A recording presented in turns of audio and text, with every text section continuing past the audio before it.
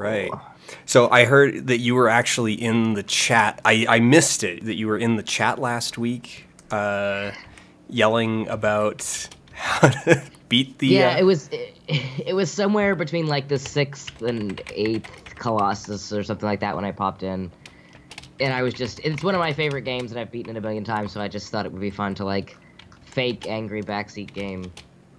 And yeah. It's Yeah, fun. no, It is more fun to you're right, like it's way more fun to watch you like kind of try to figure out slowly than like know right up front how to do the thing. So even if it's a like reminding myself how it's done in that case.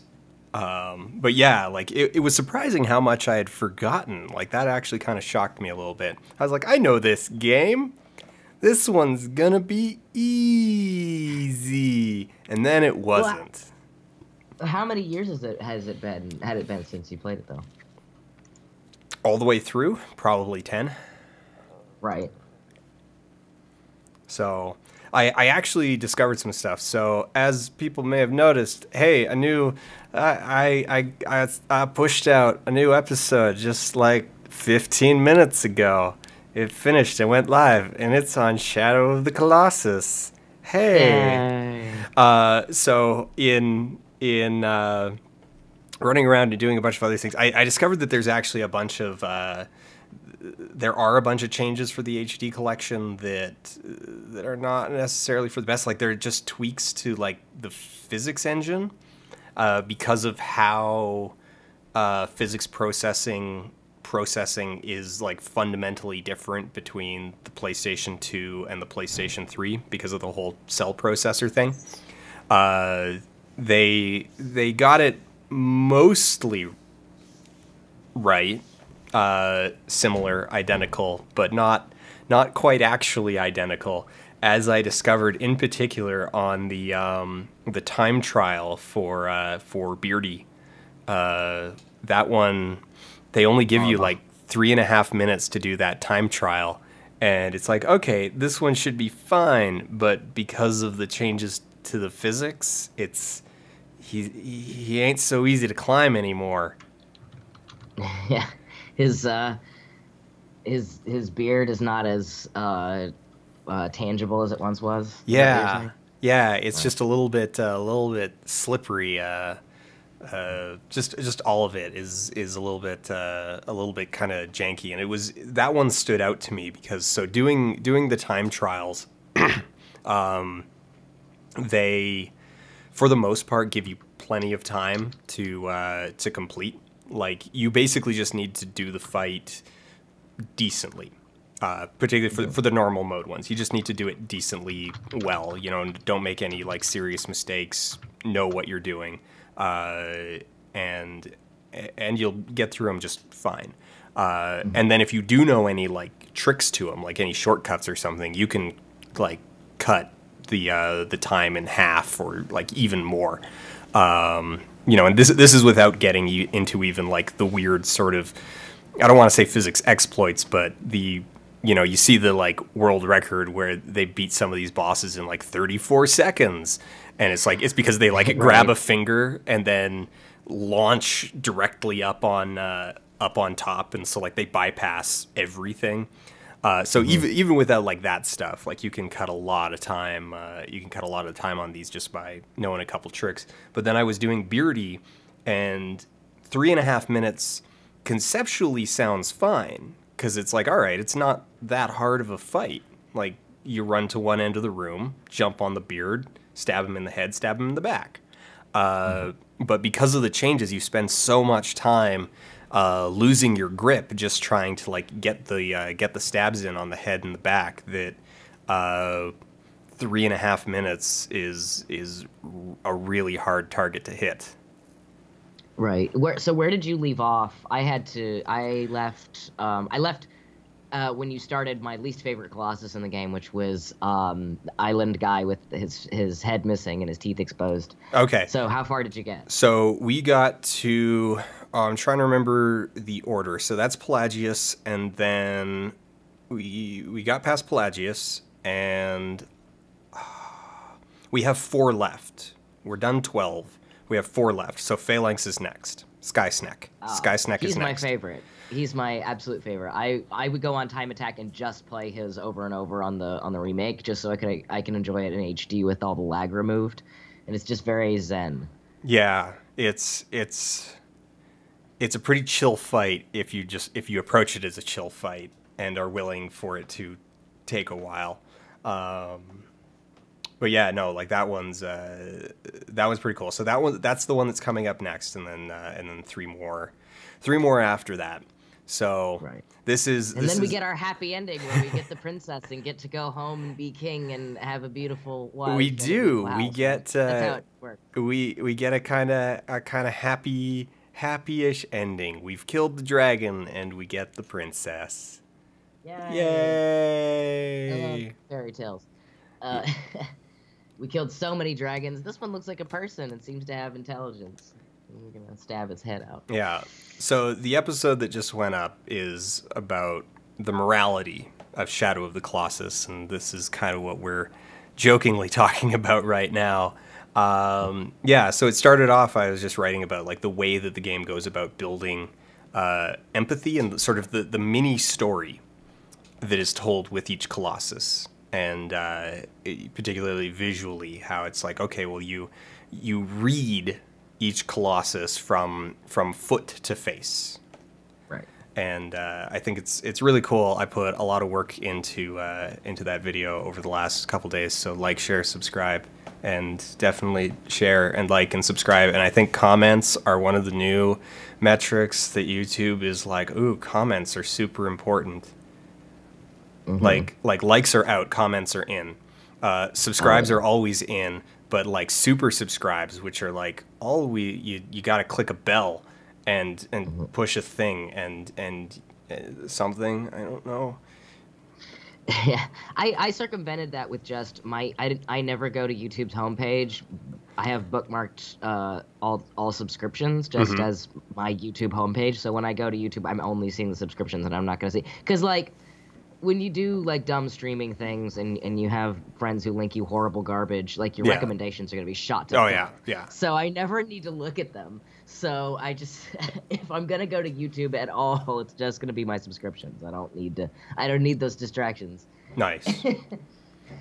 So I was a little bit tempted to troll everyone,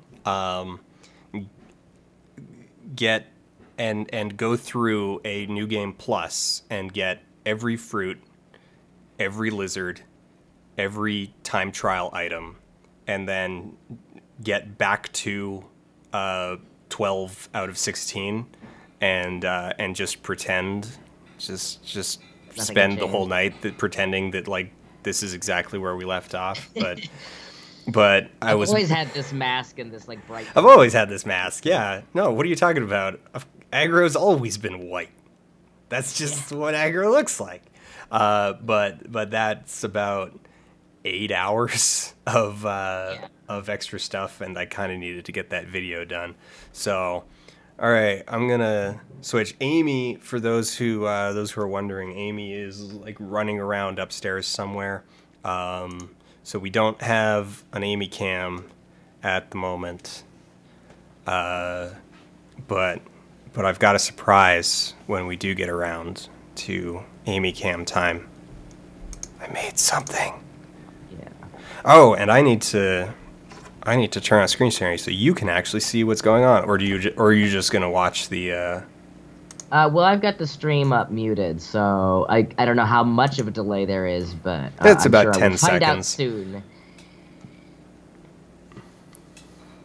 And I think, yeah, so because of where the save game is, it comes in right around here. And is there any audio? I'm not getting any audio, but I can infer. My view meters are... Alright. I'm gonna... So have you played much, or have you seen much gameplay of The Last Guardian, which finally exists as a physical game that can be purchased and played? Only a little bit of gameplay. I'm gonna...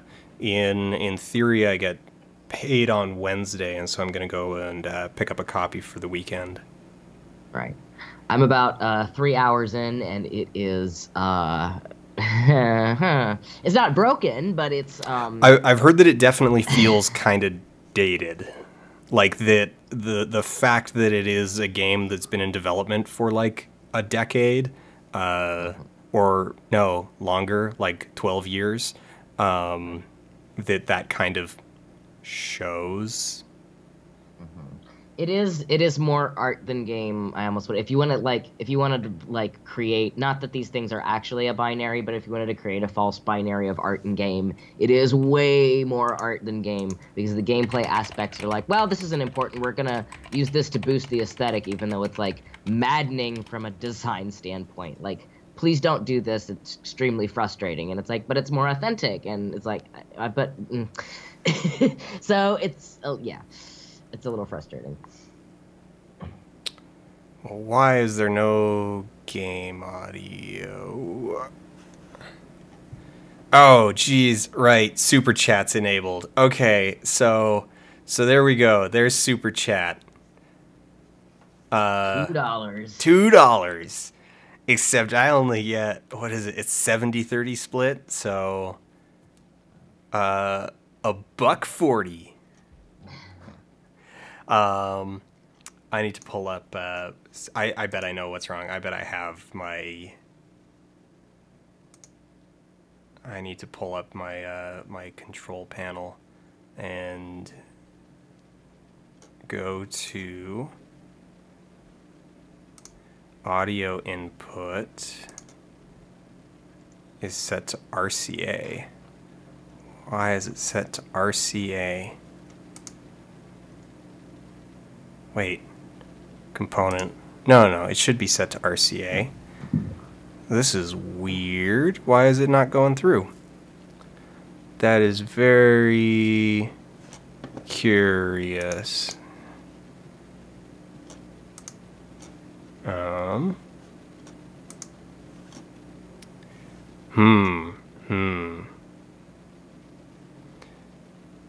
mean, on one hand, it kind of doesn't matter, because it's like going to be talking over it. But on the other hand, like, the music in this game is so good. So Yeah, I don't know. super good. What do people think? People want audio. I can spend time dicking around with the audio if everybody wants audio. I should have checked this.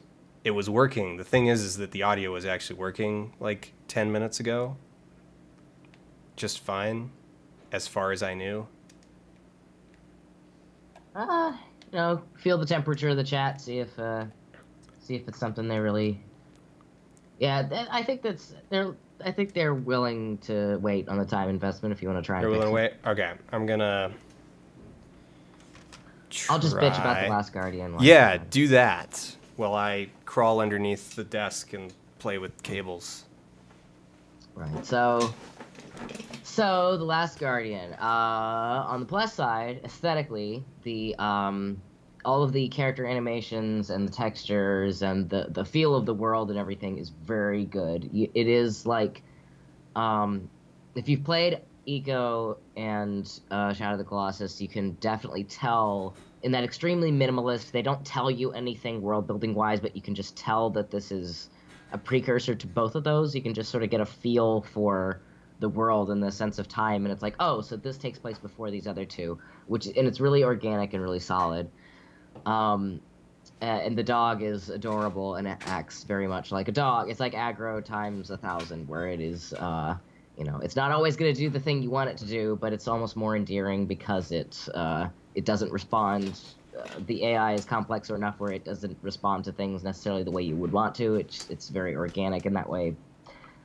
But on the negative side,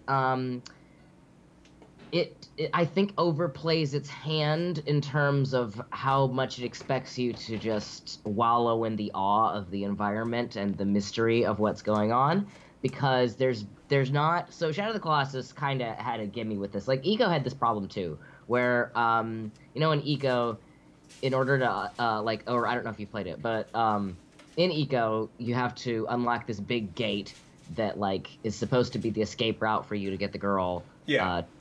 Yeah. Okay. And then you gotta go to there both is of the gatehouses. And we actually we streamed Eco like 2 weeks ago. Well, okay, so there's a big, long, like, series of puzzle quests to get to the far right or west wing of the fortress or whatever and lower one half of the gate.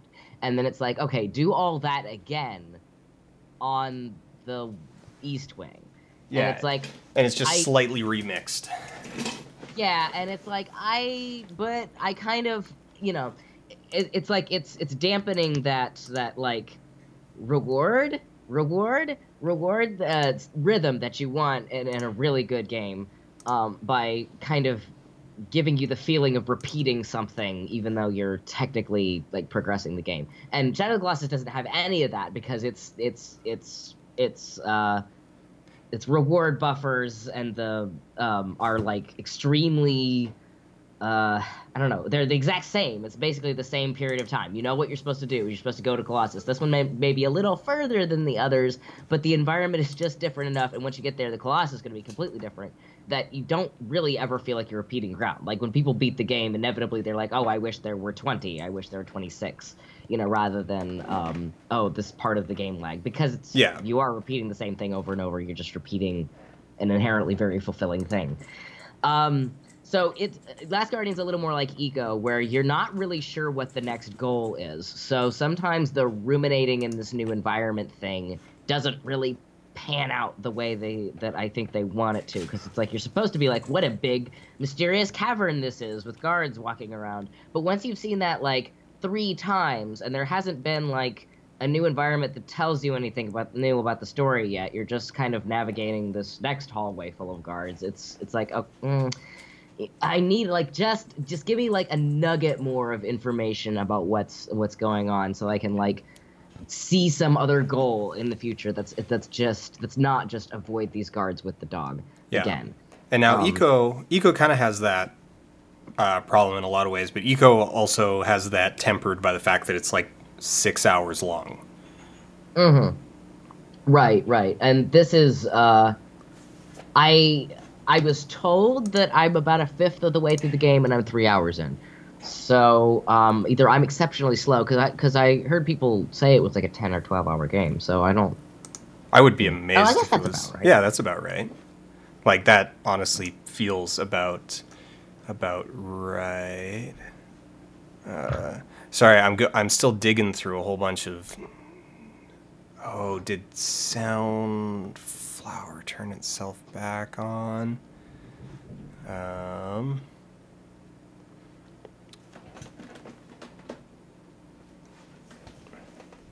You know what? Desperate times call for desperate measures. I'm going to... Where's that part that I'm looking for?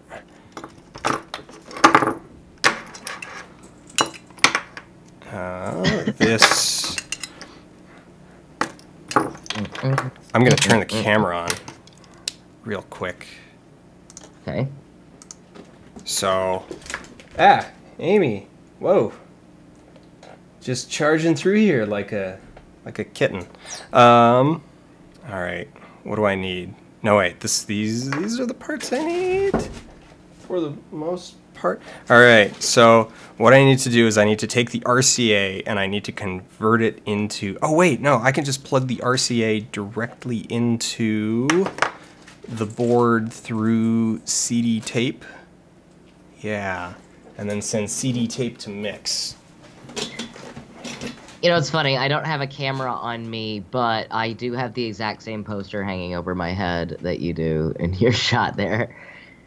I have the same Fury Road poster behind me. It's a great poster. It's a good one. All right. Where's that cable? Do.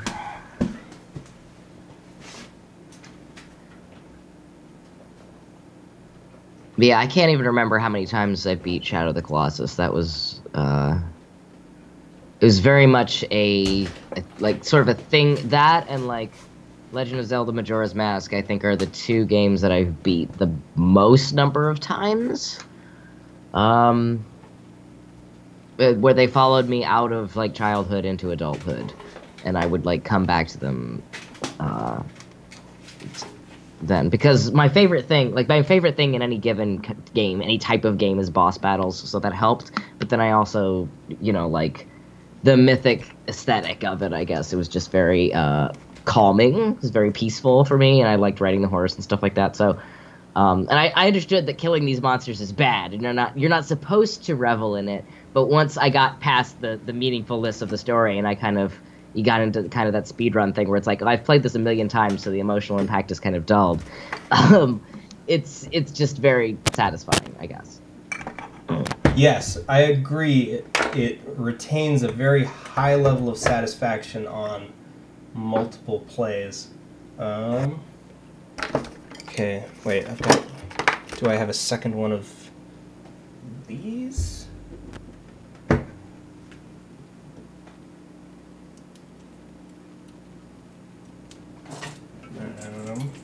Wait, no, other way around. Right, left. If there's one, let's see, Colossus design that I wish was in the game that was, because they're like, a bazillion that they didn't put in. I loved the idea of the Phoenix. That's the one I really wish that they could have implemented, that they didn't. Which is like this, it's this walking, it's like the bird fight, but it's a different walking bird, like it has a walking component, and you off the ground, and stand on the ground, and you're supposed to be like dunking it in the lake. Seems super cool, and I'm sad that was never. Alright, you might be able to hear. Can you hear music? People tell me if you hear it. Yeah, it's super loud. Super loud? Okay. Alright.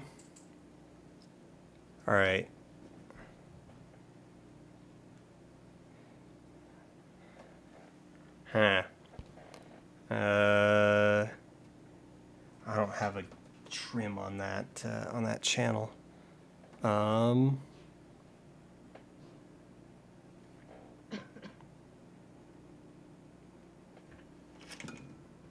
I wish I had a bigger soundboard.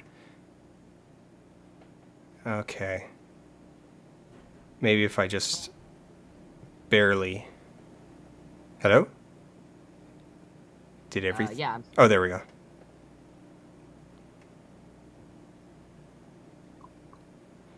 I'm just slowly turning it up until I see just a hint on the VU meter.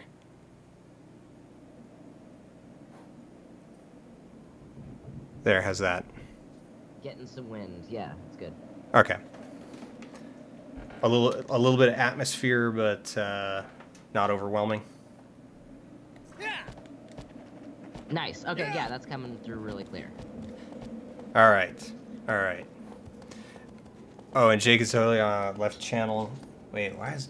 Oh, I probably knocked it.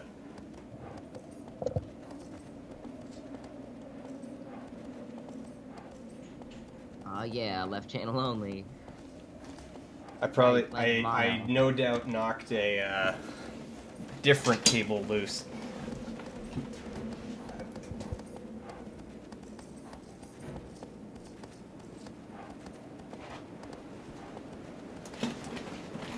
Is that... There we go. Are we finally up and running? Is this better? Yeah. Worst case scenario, Jake gets to be left. Yay. All right. So we need to go into the woods. Yeah. For this, and I think I finally actually figured out how to navigate the woods. I was able to get through the woods like twice, at least twice on aggro without. Oh, come on, camera. At least twice on aggro without needing to like jump off and manually walk through and then be like, hey, aggro, come follow me. Yeah, the woods are a real bitch. I always had trouble with them. Even playing the game several times, because I have the world's worst sense of direction. So I would get through there, and I'm like, I memorized which one it is, and it's still, no, not at all. Oh, Amy's on the desk. Amy's in a pretty hyper mood right now. She's not gonna sit down for Amy Cam for a bit. All right, this should be the right path.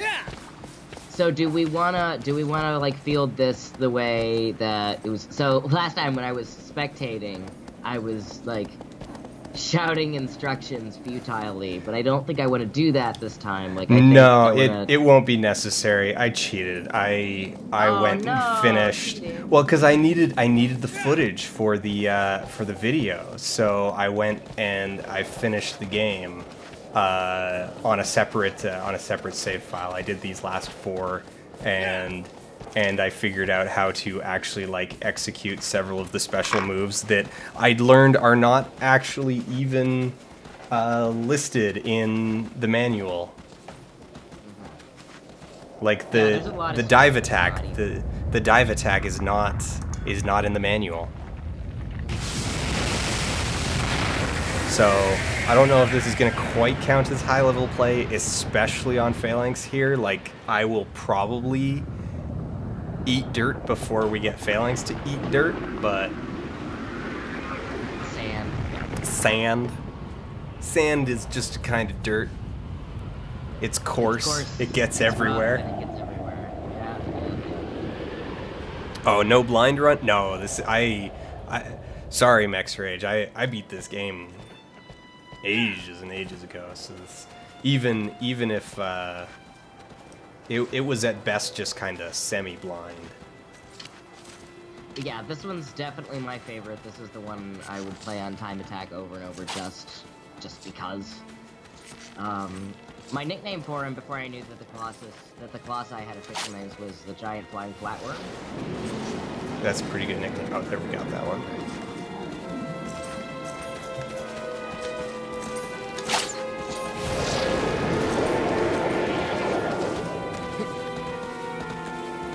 And can we get one more? We're in a good spot to do it. I'm just gonna fire blind. I can't see past the head, but did I get that? Yes. What is it? I have no idea. I mean, it's got to be some. I would assume. I mean, it does a puff of like energy, magic energy. So I would assume the secret is magic. Oh. I assume the laws of aerodynamics are not really do not apply in this fellow's design. It feels like he's going so slow this time. Oh, it's because we're still at we're still at the beginning of his path, so he's headed to he actually spawns like a little ways outside the arena, and then gets onto the looping path around the arena itself. So he moves slower until he gets there, and that's actually kind of screwing me up. Because I'm used to it's like, all right, you got to be going just like full throttle and kind of plan an intercept course. And jump on his flip flap. Jump on them. Jump on those flappers. All right, I can totally make that jump if aggro will speed up. And no, yeah. Can't jump where the flops are. You have to jump where the flops are going to be. And you gotta be the hardest part, the thing that screwed me up, and the thing that makes me just a complete failure at this game is anything that has to deal with like managing inertia while using the horse, while using aggro. Because usually what I would do is I would ride like perpendicular to him and jump like significantly before the flap is about to pass in front of my face. So don't chase parallel behind him, but like run up at a 90-degree angle and just yeah. I like to try to come in, so like when he's doing these curves, so this is a bad one because there's this giant rock in the way here. But so come around that rock. And alright. actually slowed down.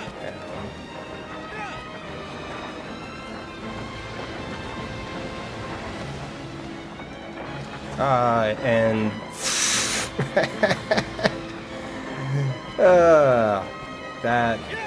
that is like the least exciting screw up ever.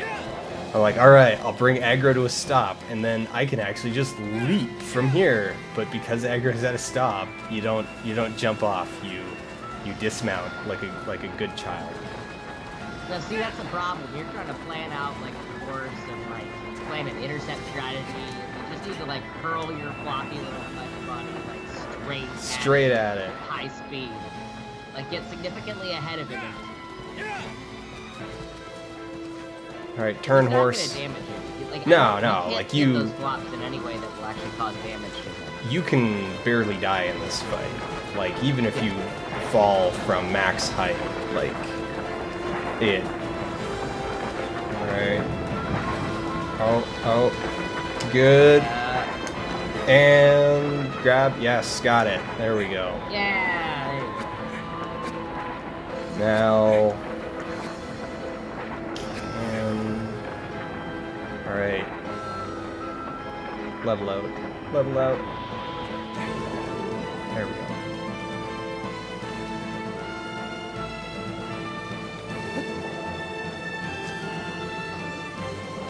I'd say the stream is about a 10-second difference between the Skype audio. Okay. I can try to pause and play and see if that. Well, and I can hit. I can do a screen share. That'll bring that. Then it'll just be Skype delay.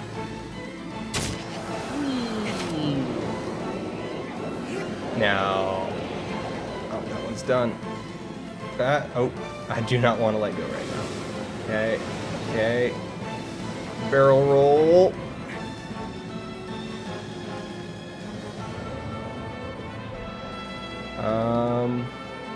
What are the odds I can get a second before we go down? I mean, you could probably get a stab in. Assuming, no. There we go.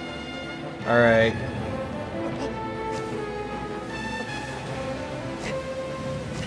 Just go for it. Whee!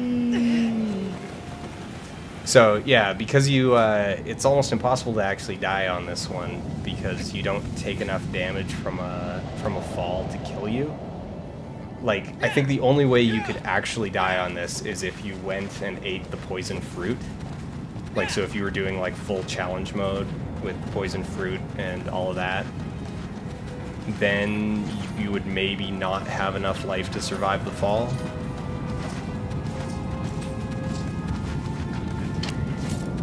Yeah, I always when I fight him, I always like to ride him all the way down into the vortex because it will Wander will take a lot of damage and pass out, and it's just like this nice like void of silence for a while because he's not gonna come back up for a while anyway. Yeah. So Wander's just laying there like, oh, my life choices, and then he gets up. His life choices are indeed awful. You'd think at about the point that his veins started turning blue and horns started coming out of his forehead that he would have gone like, maybe not. It's like, I don't know, man. Is your girlfriend worth it? I guess at that point when you're already like, the horns start coming out when you're like 14 Colossi in, so I guess at that point it's like, well... Sunk cost. Yeah, sunk cost fallacy. He's a gambler, I just know it. Wander's He's definitely a gambler. I mean, he came all the way out here to cut a deal with, you know, a shadowy voice. I'm stoked to see what The Last Guardian had to do with this, because there are some parallels between both games, definitely, but it's not any direct connections yet, so I'm curious. I'm sure you won't become clear until like the end of it. Yeah, that was a really good jump. Now I just need to not fall off. Oh no, I'm stuck in one of the worst spots. Okay, so this happens where you end up at the joints of the... Okay, come on. Ah. Well, you know, he's building that bicep up real good. All right. Get up. There we go.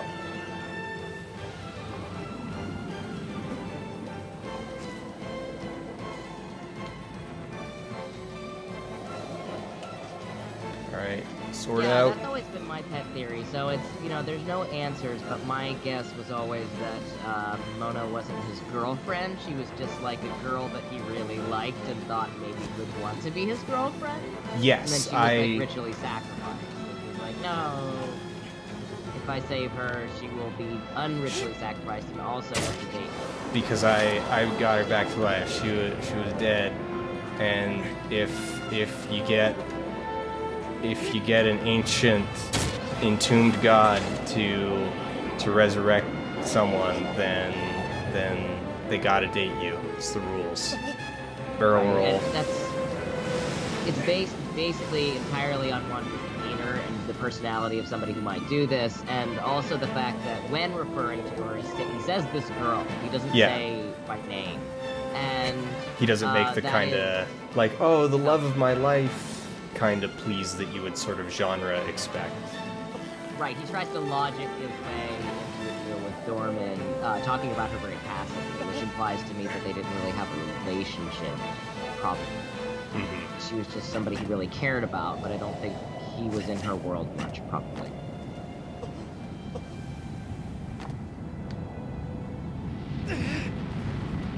And bam! Hit the ground.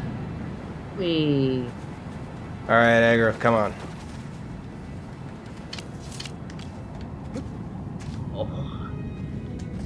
That hurt. It's a hard landing. It's especially when you're like bouncing off the back flaps. I'm surprised one of the time attack rewards isn't kneecaps, because that would be like knee protectors.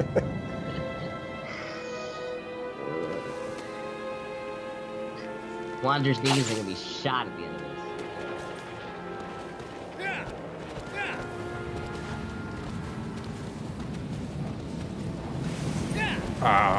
Came out all the way on the other side of the rock. He's on the edge.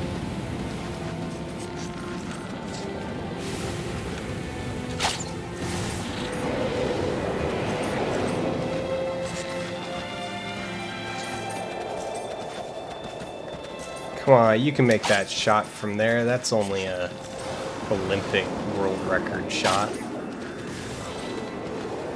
Well, he has, I think, as we have definitely borne witness to, he has very strong upper arms. Incredibly, inhumanly.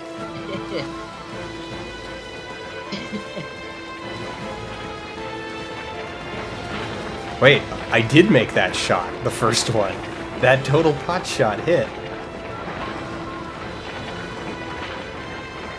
I am the greatest at this game, apparently.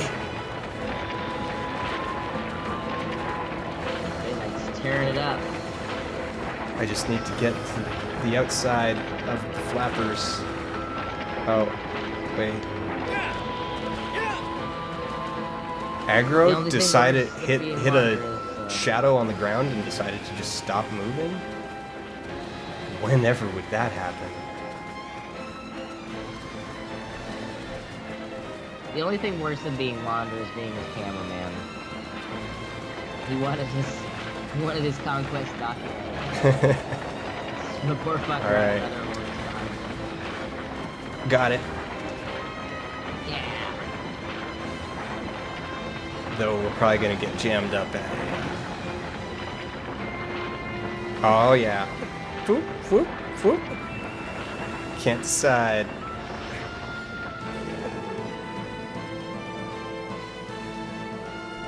Alright, let's level.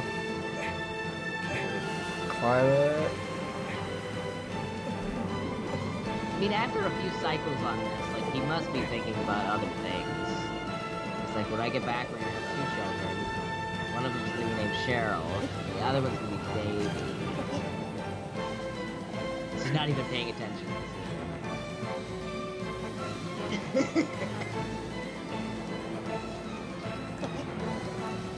It's like, all right, third time you get up here, it's like, okay, first flap, second flap. Oh, just kind of, yep.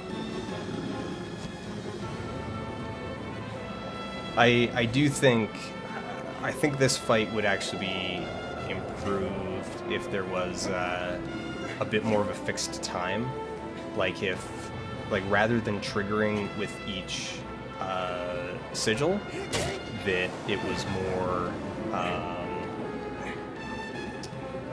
what's the word? What's the idea I'm looking for here?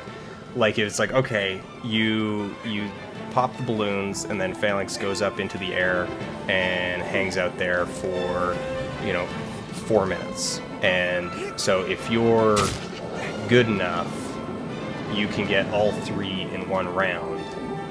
Well, you can. I know the speed run for this is 1 cycle. And I totally screwed up because that first attack, I didn't wait for it to actually power up all the way. So we get to do another cycle just to knock off that last, 2%. I think one way this could be improved is because he doesn't really have any offensive capabilities. If those flaps were deadly, I can get one more strike in, and it's like squish. Oh, so then there would be, that would suck. That would kind of suck. But at the same time, no, I think that might actually add a little extra to it, just rather than kind of getting pushed out by them. They are made of stone, I'm pretty sure that would be bad juju.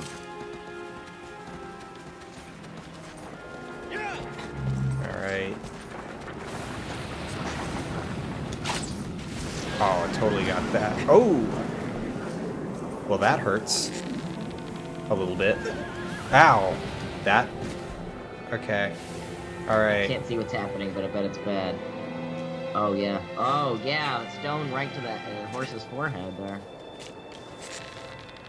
Oh, shit. Whoa.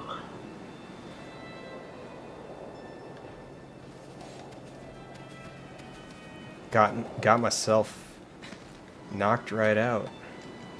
Yeah, knocked the fuck out.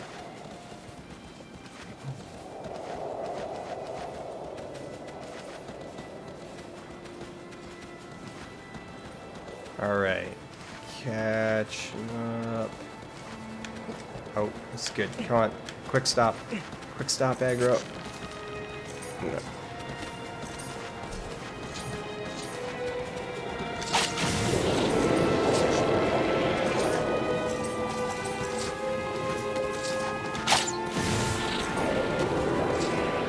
Now turn around. And what direction are you going? Here we go. This is actually going pretty good. I got a decent amount of practice. So when I did this, when people weren't watching, it took me like an hour and a half. LZ Epsilon's got it right. There's the Reddit personals. The person I really like, team, has been sacrificed by the local priest. Now I, as the team, think this is kind of bullshit, and I'm considering taking her dead body to a faraway land and having a deal.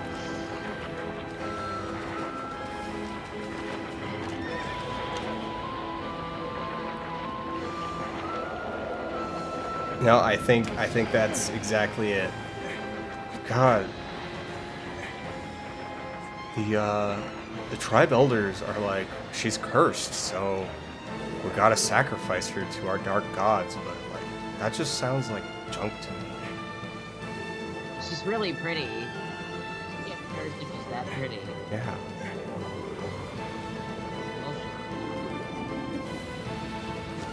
Alright, there we go. Alright, Phalanx, you beautiful, absurd... Please don't fall off. Okay, so I think I figured it out. I think there's some sort of magic working on Phalanx legs where the physics of the air work like water physics for him, and he's actually refilling his lungs. Like, that's like,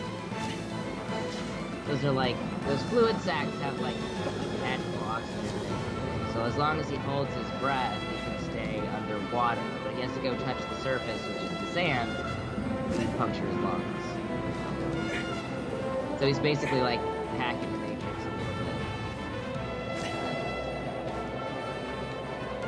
All right, here we go, killing something beautiful.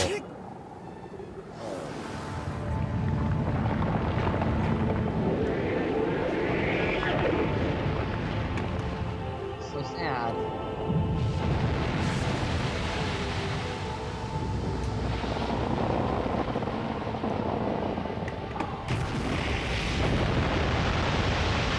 That's perfect timing for another thing. Oh, right. I need to... There's two other things I need to do. Sage...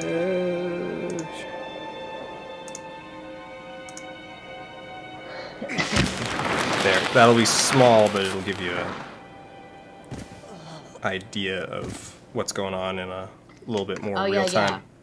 Yeah, good deal.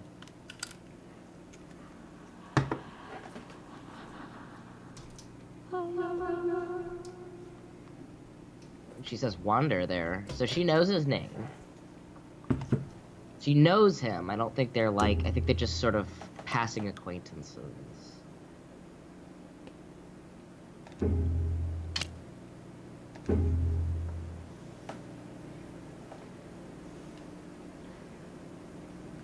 So that second playthrough there, that New Game Plus, the reason it's got 546 is because that's the one that I was working on, like, getting the footage on. So, and most of that, like, most of the stuff I got from the middle Colossi, I just did with time trials.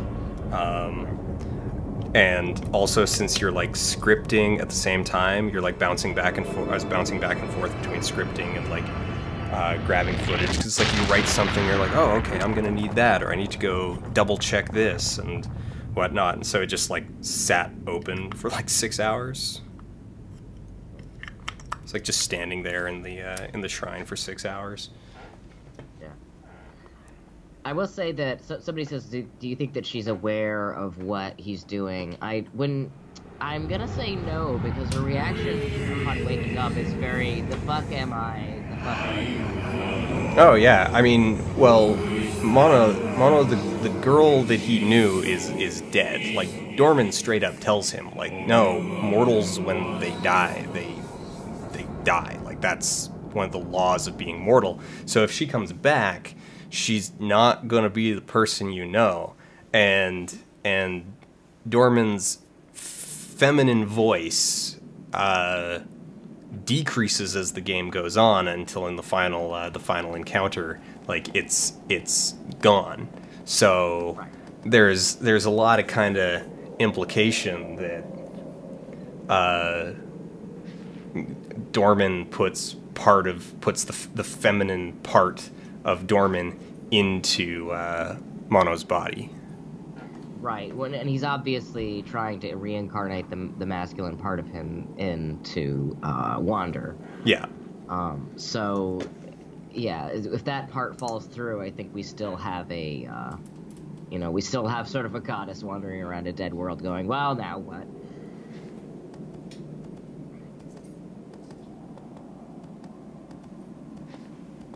Oh, Amy Cam. Amy Cam. Nice. Who's a good kitty? Who's a good kitty? I wonder how big she's gonna get, because our cat is enormous, and she's certainly of a larger breed. Yeah, well, we don't know, so she had a big growth spurt in January through early February, but then she's kind of leveled out over the last month. But, so I'm expecting another growth spurt as she comes up on 6 months here.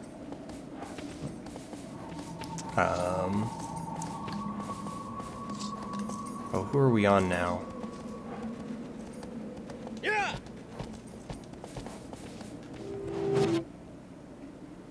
We I think are... this is the lion. Yes, yes. I know exactly where we need to go. And this one's an interesting fight.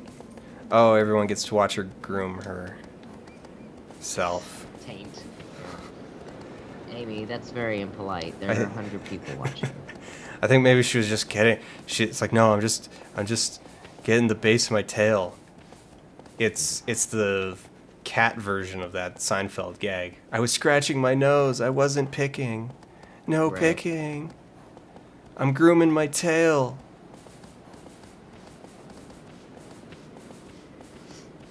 Gotta maintain a floofy tail.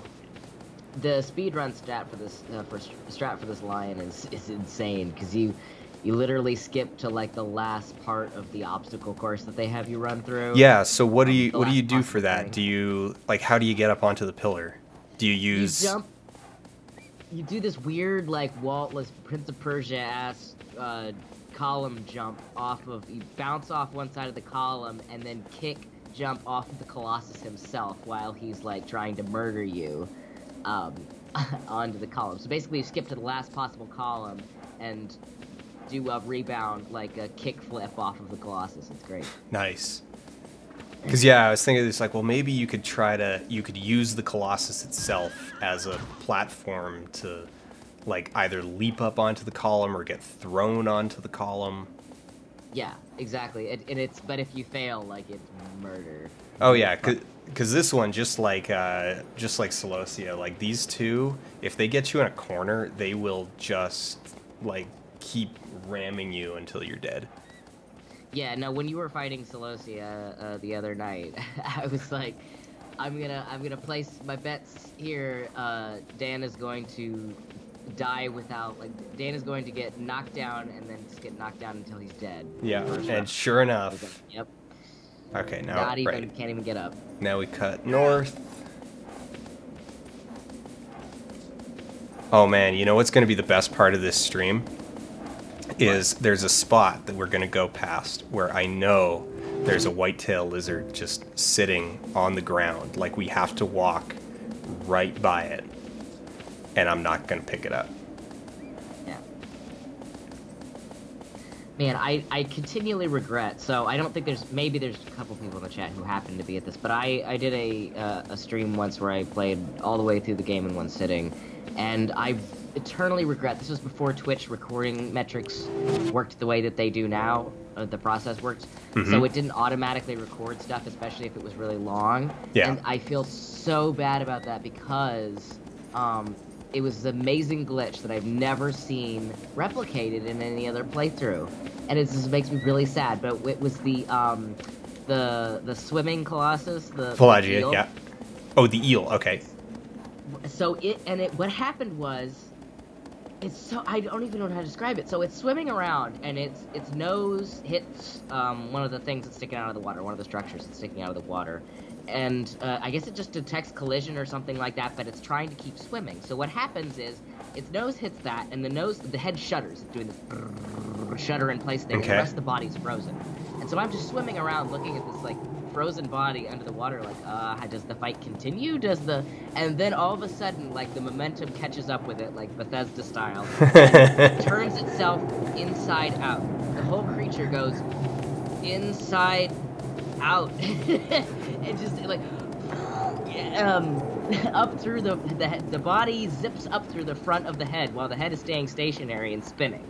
Oh, sounds like, amazing. What do I do? I know, I'm so sad that it wasn't recorded, and I'm like, but weirdly after that he resumed properly, and I was able to finish the fight normally.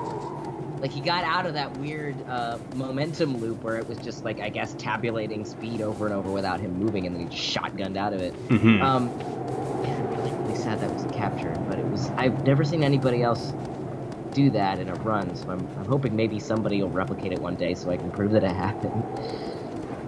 Like, I had a weird glitch earlier today on Pelagia, but this was just a weird, like, collision glitch. It was like, hey, I like clipped through him, and hey, it turns out it's really easy to get around behind him if you just swim straight through his model. But no, like that, I was like, yeah, man, I saw a cool glitch today too. But yours, that blows my entirely pedestrian glitch out He of the looked like water. he looked like a oh god, no. He looked like a Skyrim thing. Like it was. Yeah. I don't really. I've got a very, very good mental image of this, and it is hilarious. It was really distressing at the time because I thought I wasn't gonna be able to finish my all-day run. I was like, oh no, I'm broken it. But no, yeah, I think I could probably do a single sitting now. I think I could do a 6 hour, 5-6 hour run now. Nick Penryn, what was the thing in The Last Guardian? What did he do? I don't remember him doing anything particularly weird.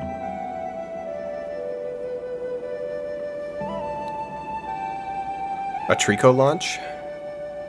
I don't know what he's referring to. There were a lot of weird glitches in that game, though.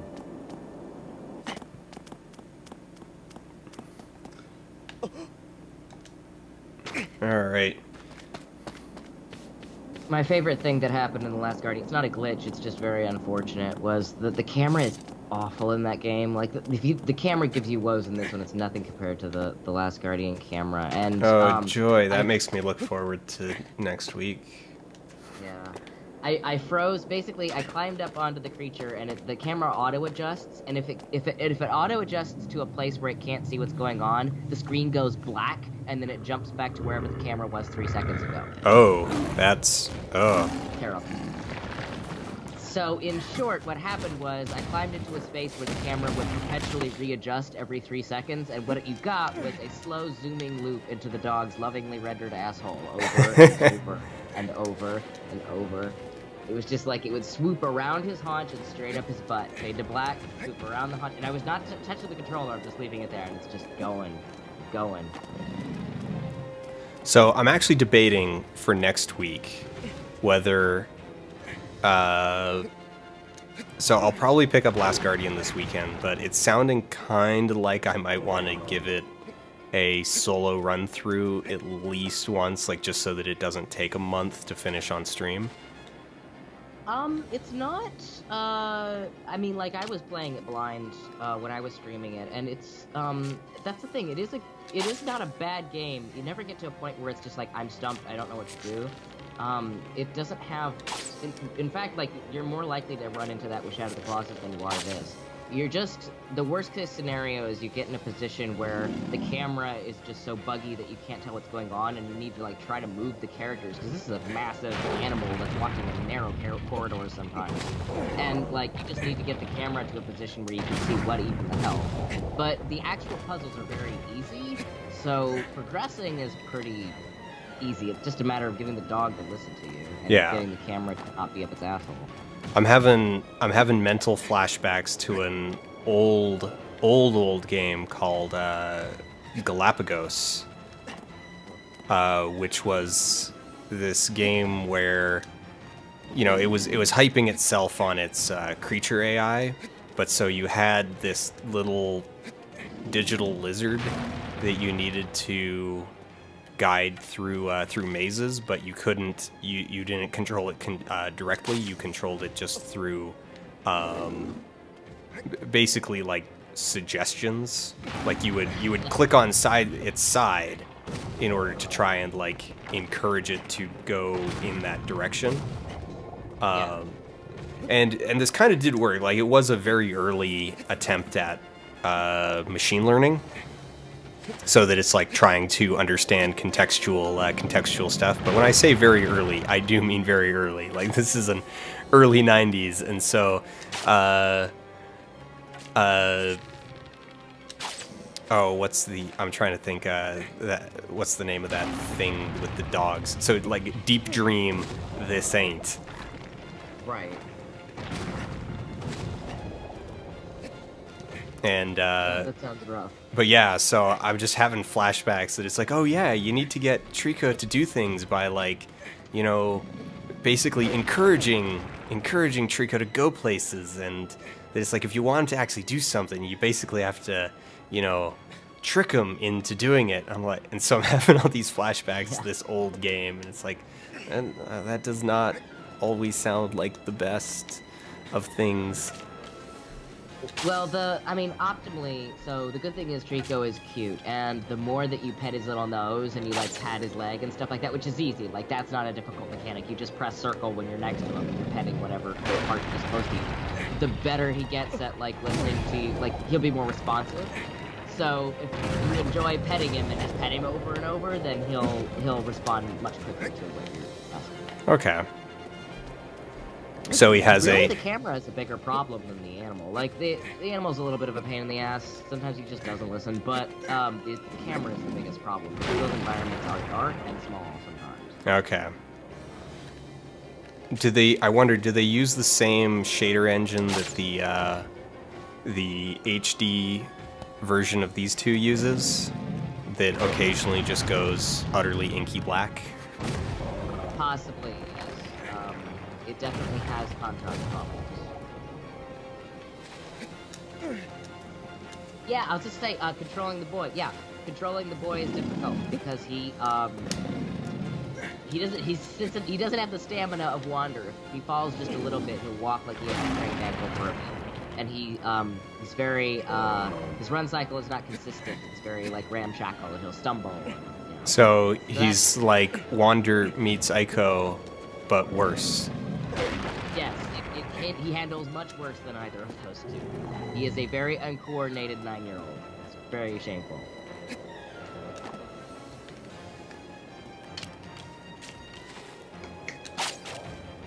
All right, so my goal here, I'm really hoping I can pull. Wait, no, I shot you.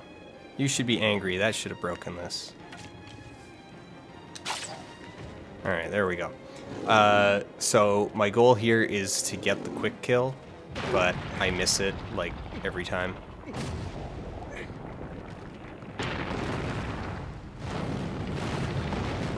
However, I made it through the entire maze without once getting knocked out by a column.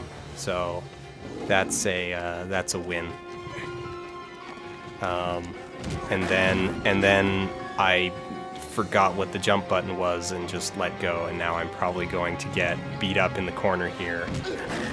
I can, if I can get lucky, if I can get one roll off, I will be. There we go. We're fine-ish. Oh no, wrong.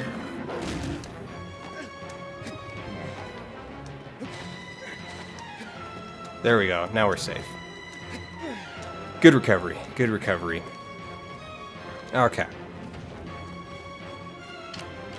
I had a few times where I did this, where like the whole time he just stayed over there in the other field, and it makes this part really easy. Because you can just take your time getting into position. And you don't need to try to creep up on the edge here.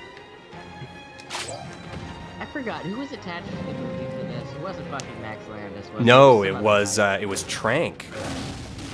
Yeah. But he got BTFO'd a while ago, and so I was looking at this information just a couple days ago, but I don't off the top of my head remember who the current attached director is to the development hell project that is Shadow of the Colossus, the movie. Right.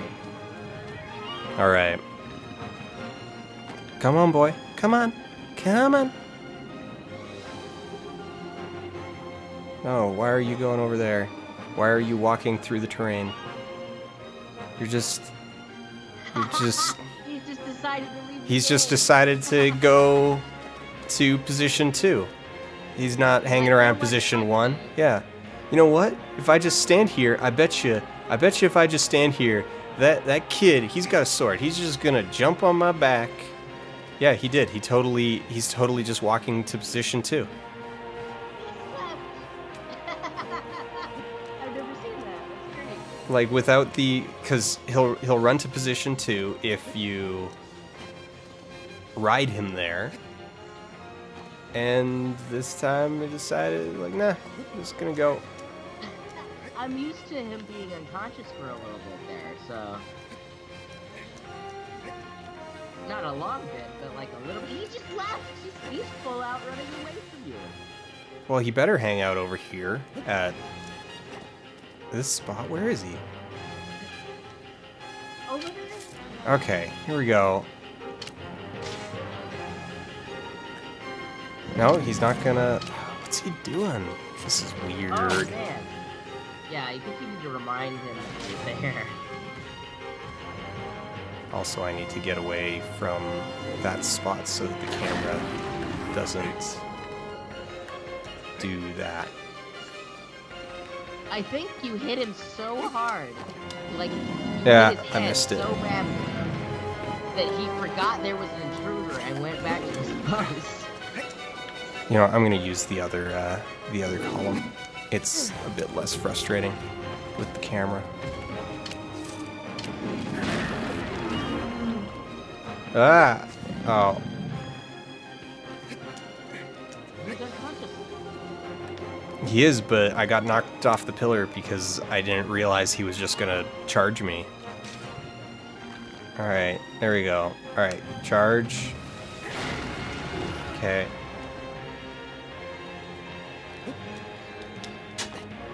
And I missed it. There. We'll just do this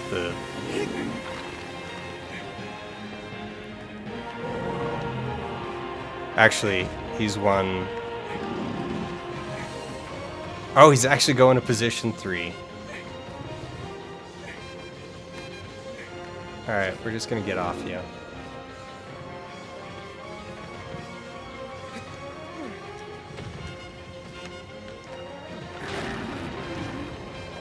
Oh, that made that easy.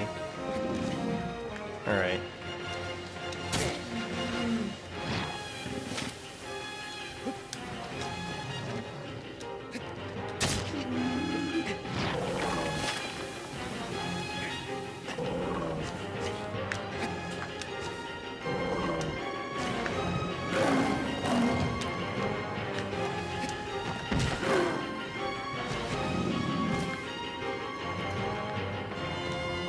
Uh-oh. This might go poorly. Please. Shit, oh shit, oh shit, oh shit. Oh, Oh. no! I should have rolled the other direction. Okay. Oh. Oh no. Oh no. Oh no. Come on. Please roll. Please roll. No! No! Oh wait. Yeah.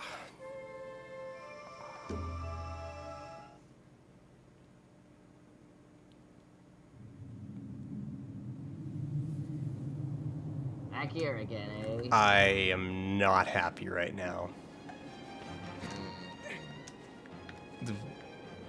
We were one stab away, and now we need to do the entire thing. If I had any faith in my ability to pull off the Colossus launch, I would maybe give that a try, but I have never done it before. So No, I've tried it, and it is not easy. It is the hardest trick in the run, not counting the 15th Colossus, so no. Shit. like I spent about an hour and a half trying the quick launch on Beardy off of his hand. And I couldn't pull that one off. So that one I have done, but I think that's one of the few that isn't just basic. I've done the quick launch on Barba and the sword fling on the third Colossus. And I've done the sword fling off third a few times by accident. You're right. But no, I have actively tried to do the jumping off the 14th Colossus, and I can't do it. So, or like, you know, I could have like committed a bunch of time, but I'm not going to commit a bunch of time. Just casually, I attempted it, and it's really difficult. The hardest shit is definitely the 15 Colossus. It was one of my least favorites. I don't... He's tedious. He is tedious. 15's one of those ones where it's either going to go really smoothly and be over pretty quick, or it's going to take you an hour. Like, so I finished it for the time trials, and like just with the time trials, it's kind of one of those things like either you get it in one cycle or you miss the jump and you just start over, because it's gonna take about as long to get back up. Ah. Damn. Oh, that was weird. He re-grabbed an edge I definitely did not want to grab, because that would knock you out. Yeah, like if you get knocked off, or if you fall, actually the absolute worst I had in a run trying to get that time trial was I did the head, and I was certain that I had finished it, and so I went down and did the hand, and he had just like 1 pixel of life left. I'm like, no, there is no way I am jumping back. Well, and I only had like 40 seconds left at that point, so it's like, oh my. Yeah, no, my least favorite, he's my second least favorite, but my least favorite is definitely the island guy, because I feel like it's, the whole fight is just going, look, it's a puzzle, isn't it neat? And I'm like, but that, like, the Colossus's behavior is extremely predictable compared to a lot of the others. Oh, there we go. There's a good physics glitch. Oh no. Yeah, so I released a little too late, and so that's happened to it. It's technically the same glitch, like we've seen it twice now. Where it still thinks you're attached to a ledge that you are not visually attached to anymore. So it snaps you back. So the first time it did the snap back, we were able to get off, and this time it's like, no, you're still on that edge. You are going to get crushed. And it's like, oh, thanks.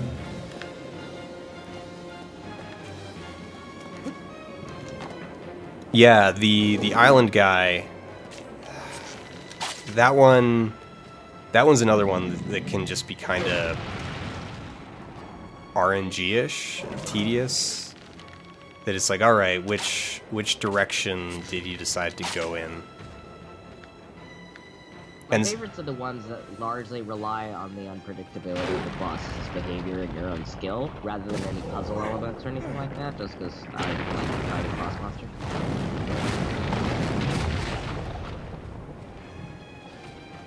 Oh shit. Like Phalanx, where it's just like, you know, he has a pattern, but for the most part, that pattern goes out the window after the first cycle. Oh shit, oh shit, oh shit. If you're on the second ledge, it doesn't hit you. Wander's hitbox does not include his legs. Well, I mean, we've established that, like, all of his power is in his upper body. Yeah. It's just 2 little ragdoll things. They didn't even have mirror bendings. He's unbothered. You tear his feet off, he's fine. You'd be like, well, how am I supposed to run to the next thing I'm supposed to grip with these hands? Well, get on the horse. He just needs thighs and a horse. Yeah. I mean, thighs are for urging the horse to go faster. And let's be honest, like, he's got a lot of power in his thighs too, because he's able to do a like dolphin leap out of water. Yeah, that's like that's all coming from those thighs. All right. Wander skipped half of it. Wait, he's doing it again. He's just walking back. Oh, all right. It must be where you're. It must be, yeah. I must be accidentally hitting a trigger or something. I thought I always thought the trigger was that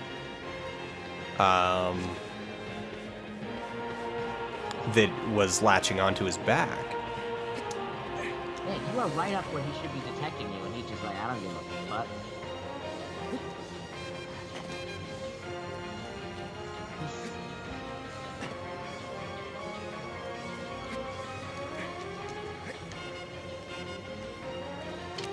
Alright, let's see if we can...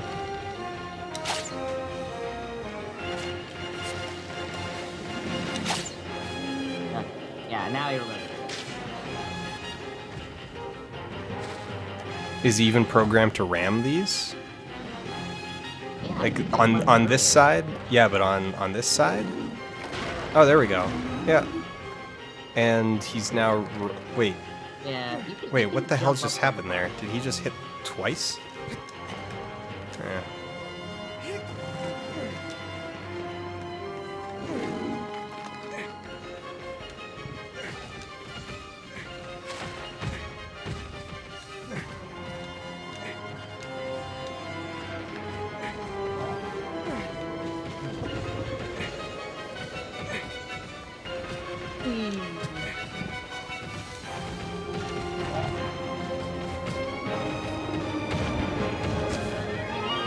See, because that's what's, you know, supposed to happen, like on your first playthrough, when you don't really know what's going on. You jump onto his back, and he runs you through here, and then you get knocked off there. He will ram the fallen columns too. Yeah. And there is enough space to get onto him. If that might be a safer option for you. Yeah, but I keep getting greedy and wanting to go for the style, right? The style. You know, you could probably do that on the little column. You just hit buttons real fast. Yeah, true. I mean, you can do it. You can technically do it from a standing jump. And I don't think you get any... Oh, hey, that... Thanks, bro. And then I just straight up miss. Do you think the other Colossi make fun of this guy? They definitely make fun of this guy. I'm gonna get rammed here in a second. I just feel it. He's off camera. There you go. Alright. Yeah! Alright, I got one. I'm gonna give up on that. And we're just gonna focus on trying to end this. No, don't. Oh, shit.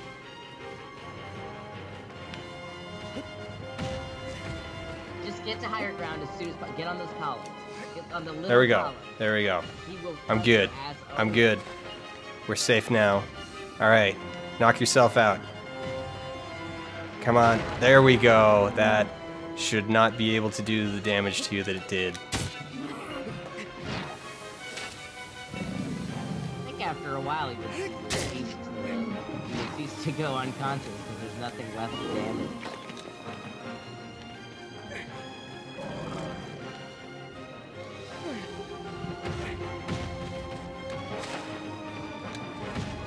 I had one run over the weekend of doing this where I was able to get... Oh, not too long for that. Yeah, and that's fine. That's safer. Where I got on his back at the balcony, and then just was able to just quick stab him to death the whole ride back. Like he didn't even get back to this part. It was just like little quarter energy stabs. Yeah. And all right. Hey, remember me? I'm sure he's forgotten.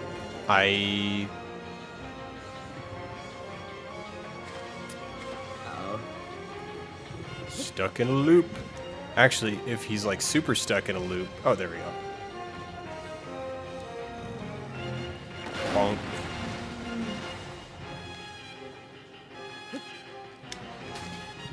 Oh. I need to stop trying that on these. Yeah. You go a lot faster. But this should do it. Oh, no, just the tiniest bit more. And there we go. Yeah. Get fucked, son.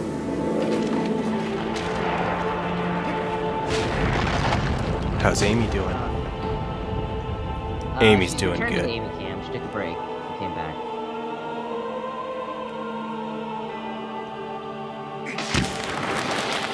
A majestic creature, but not very bright. She's pretty smart for a cat. Oh no, I meant the Colossus. Amy Oh. is very smart. Oh.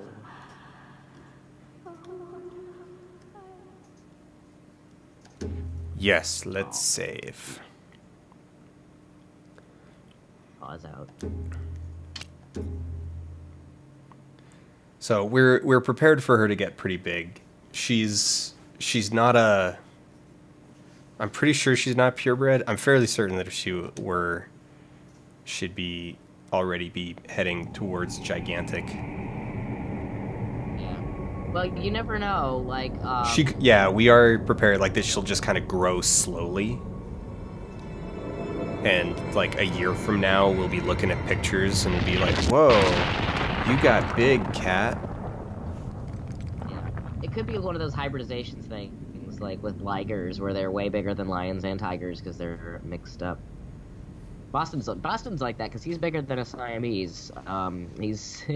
He's part short hair, part Siamese, and he is bigger than both. So he definitely had whatever weird genetic thing happened. We're kind of hoping for the opposite, that she's part ragdoll, part whatever else she is, and that she comes out slightly smaller on because of if she ends up being on the big end of ragdoll. Like I don't know what I'm gonna do with a 20-pound cat. Yeah, 3-foot little fluffer puff. Was it when we first got her? People were like, "It's like, well, she's not purebred ragdoll. She's part ragdoll, part something else." And someone in chat was just like, "Joke's on you. The other part's Maine Coon." Yeah. The Amy cam will just be like a wall of fluff at that angle. We'll have to go to the wide angle. Yeah, exactly.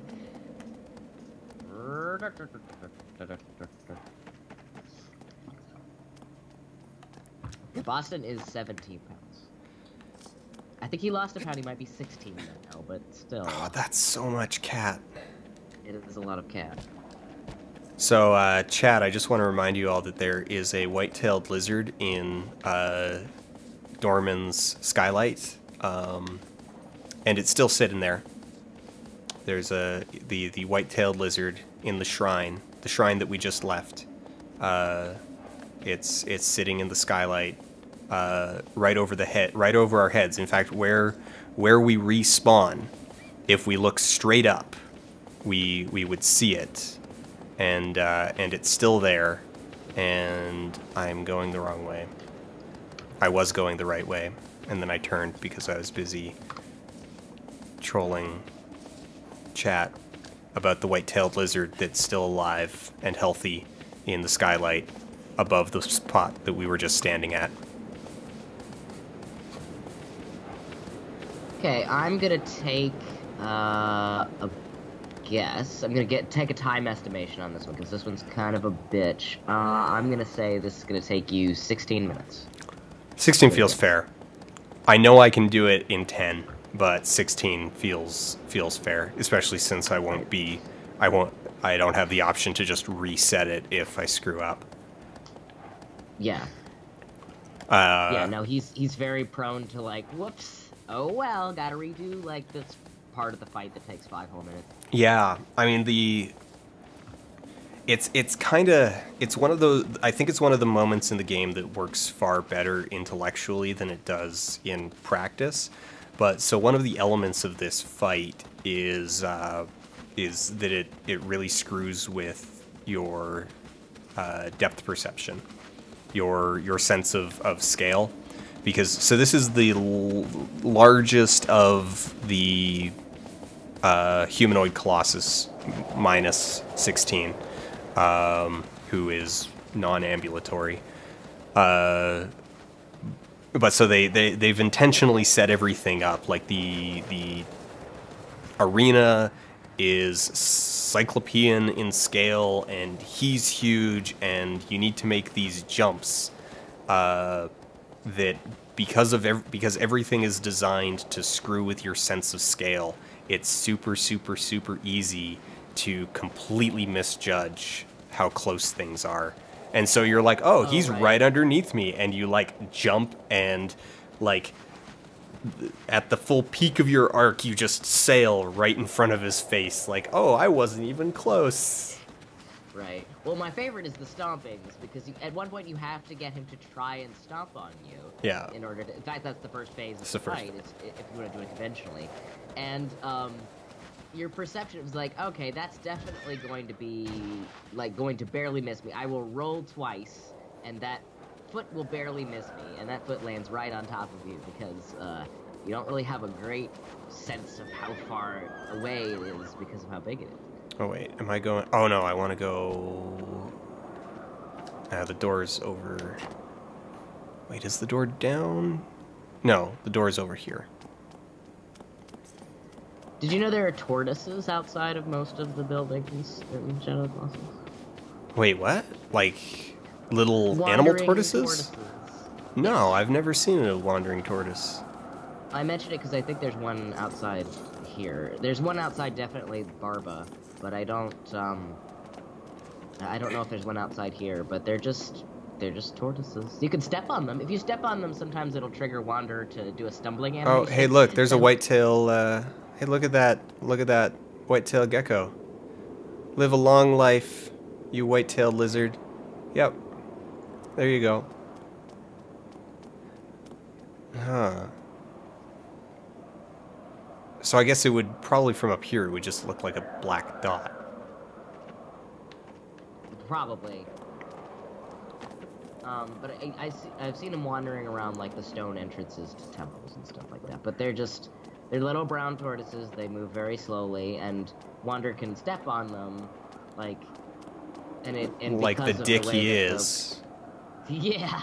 Well, not hurt them. Like, it doesn't hurt them at all. It just treats them as though they're a rock, which means that if you step on one and then abruptly try to, they're big tortoises. Like they come up to his calf. Oh, okay.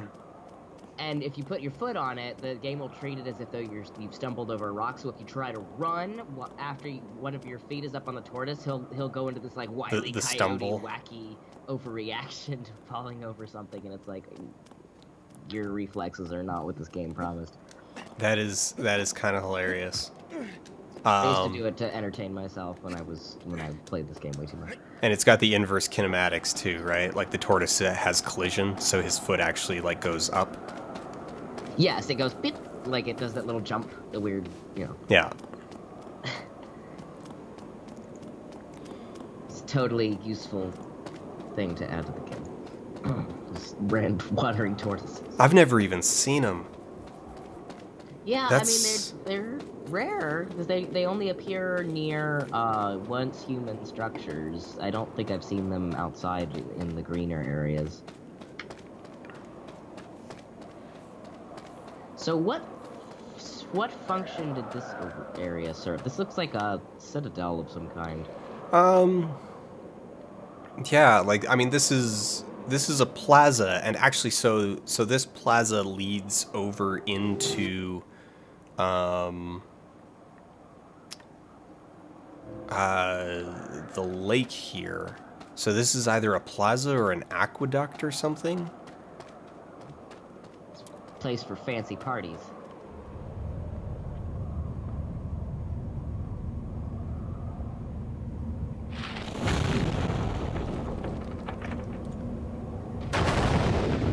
Here comes our big boy.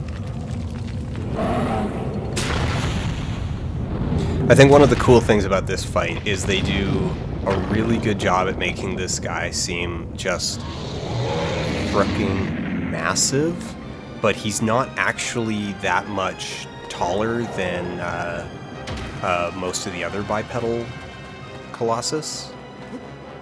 Yeah. He seems pretty big. He is pretty big. Like, he's still pretty big, but he's not... top heavy.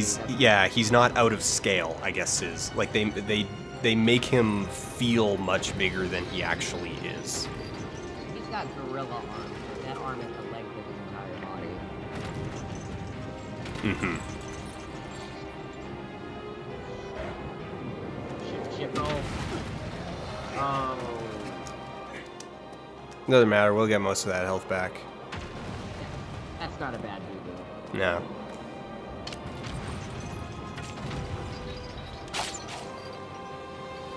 All right. Ooh, Wander's looking pretty sickly. Wander ain't feeling so good. Just 2 more Colossus. Snap. Fine. Blood's not turning black. That's the color it's supposed to be. Not that I can tell, because my vision's getting spotty.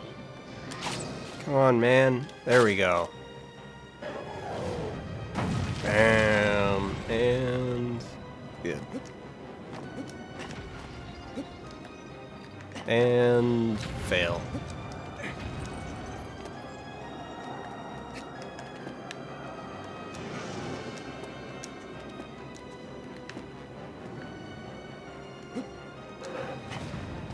It's going really well. I think it's gonna be... I mean, the real tell is going to be whether I can get onto him in fewer than 3 tries. Alright. We're 3 minutes down.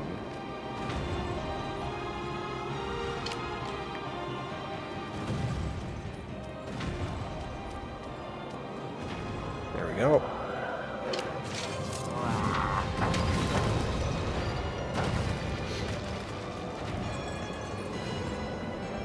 Okay. So we're making pretty good time? Yeah, we're making pretty good time. I can feel it. Is he gonna... No, don't. I can make that. I can make that. I made it. Yeah. Yay. Blow me down. I think it's gonna be way under 16. Provided nothing goes wrong.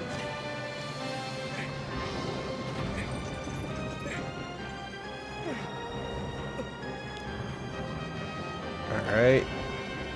Shake. And... Take it like sword.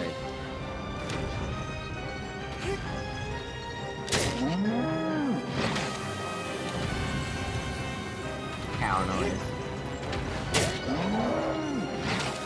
No, I think this is gonna be a 6-minute run. Yeah, looks like actually. And I was even able to get one in for safety there. It's making up for what happened to Phalanx. Yeah. Oh, wait, Oh, where's just the other one? don't get thrown. I mean, it's also making up for what happened with Phalanx, that one tiny little sliver remaining. Alright, actually, make sure that Well, it'll go away if it's, it should go away completely if it's really spent. yeah, so I'm just gonna get up to it to double check. I do not want it. I've got plenty of grip. We're not actually racing anything, so if this were a race, then I would just go for the arm and trust. But yeah, no, we're good.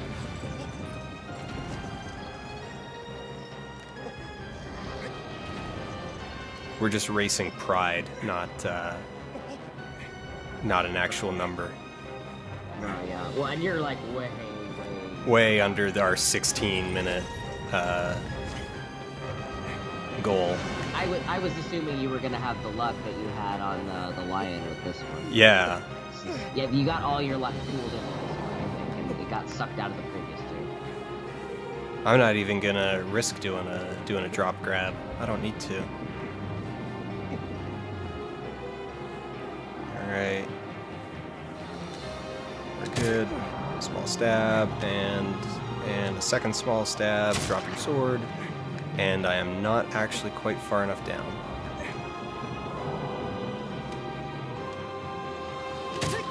There we go. And let go. Oh no, I didn't. I was afraid I was a bit too high up and actually got knocked out, but I'm fine. Okay. Now the fun part. Okay. Oh. Oh shit, good luck. Oh man, that No, was see that's the problem that it's got is so you need to roll, but like here's the worst part about it is if you just walk up, like you need to be in the air. If you're not in the air, you just grab the ground.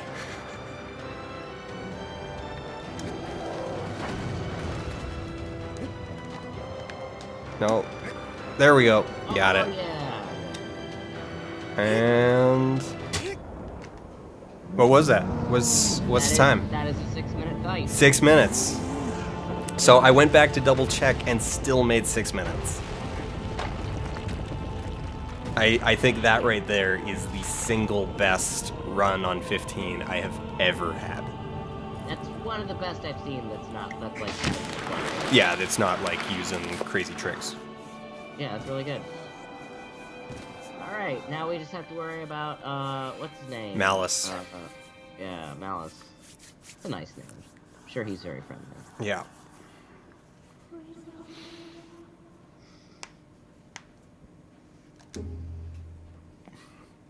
I'm actually super glad that I practiced Malice because I was reminded of just how, like,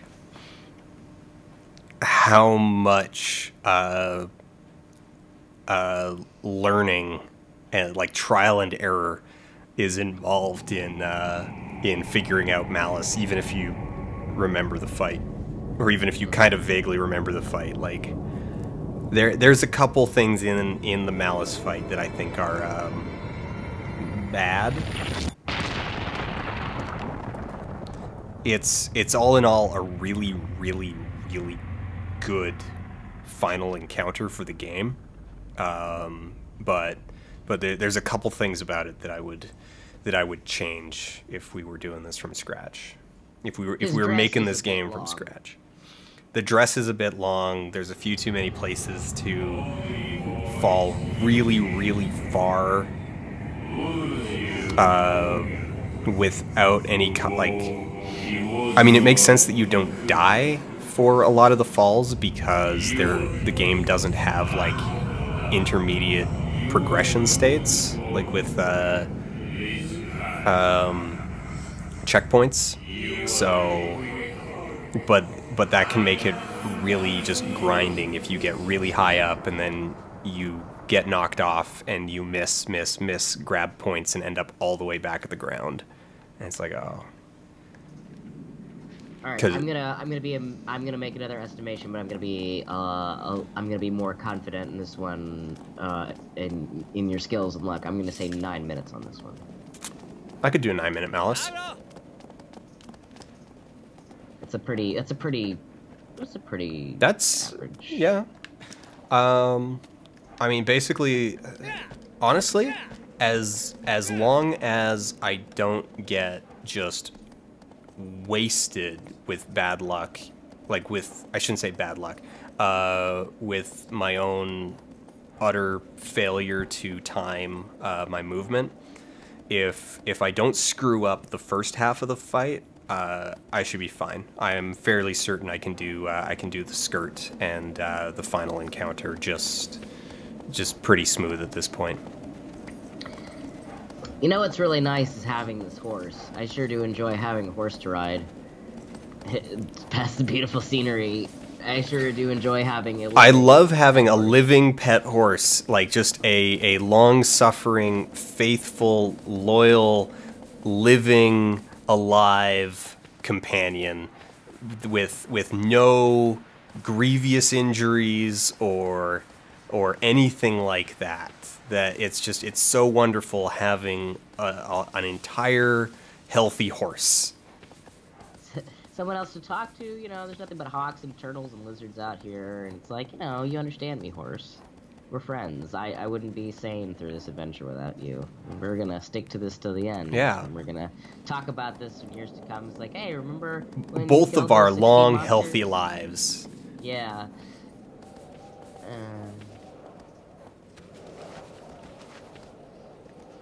What a good horse.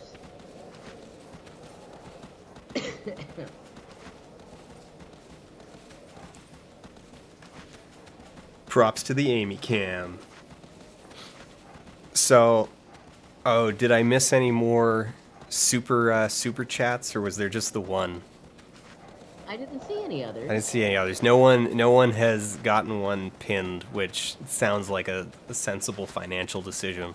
I don't know. What are your thoughts about that? Like, so it's basically a replication of Twitch's cheers system, cheers thing that they've got. But I don't know. What are your thoughts on just that idea as a whole? I mean, I think it works for people who like make a living off of Twitch streaming, which is not very many. No.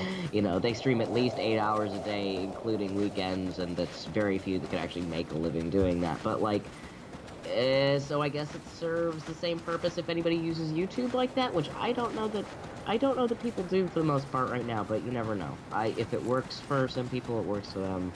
I mean, it may just be part of YouTube's attempt at, like, leeching all of Twitch's talent.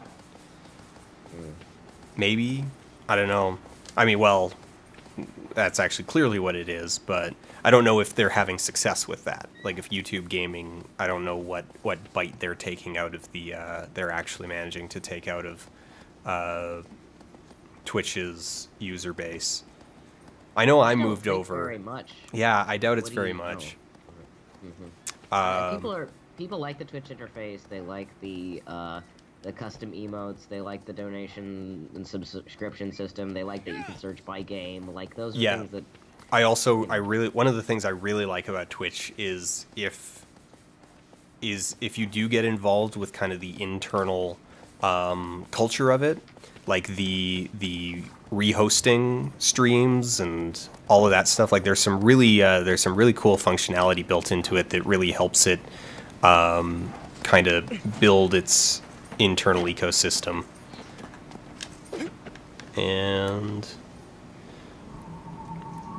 But so for me, the reason I moved over is almost entirely because, well, that stuff's really cool. What I personally wanted/needed was to not need to worry about my VODs disappearing after 2 weeks because I got too lazy to transfer them. Yeah. All right, so this is a lovely little path, and it's very nice. And there is a whitetail lizard about 30 feet off to my right. It's just sitting on the ground, right at the top of that rock there. Yep. And it's going to live a long, healthy life. Unless a hawk eats. Unless a hawk eats, yeah. Then that hawk can get +5 hit points. Right, well then the hawk's grip strength goes up and you can ride it for longer. Alright, lizards are grip strength. Fruit is health. So I hope that hawk enjoys its grip strength. And I love having a horse that's out living. It's so great. I mean, look how useful a horse is. Look how oh, wait. No. No, my horse. No.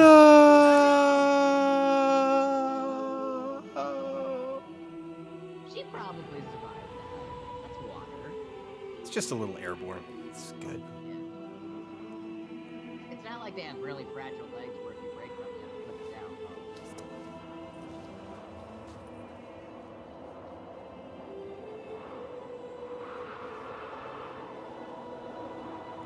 Amy kind of was like, "What are you yelling at?"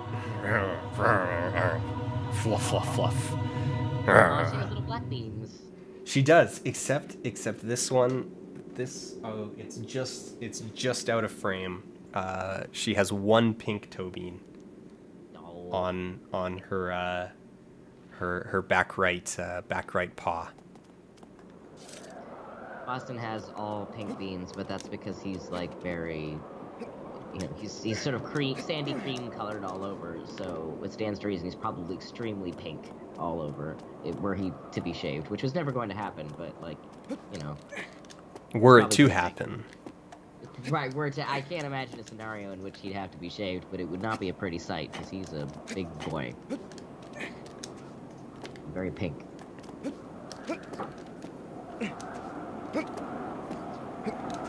So Amy underneath is a mix of pink and brown. She actually, when she was really young, like when we first got her, her fur was actually kind of thin. Jump. There we go. Yeah, her fur was actually kind of thin. It's thickened out a lot since December, but so it was really easy to like actually see her skin through her fur. All right, so this lead up here is actually really cool. So we come out and it's like, whoa, that's not good. That's bad. That's a long way down. All right. And hit our head on the ceiling a couple times just to remove dramatic tension. But then you get this, you kind of see it off to the side, and it's like, what the heck's that? I didn't sign up for this Fantasia finale bullshit. Chernabog ass motherfucker.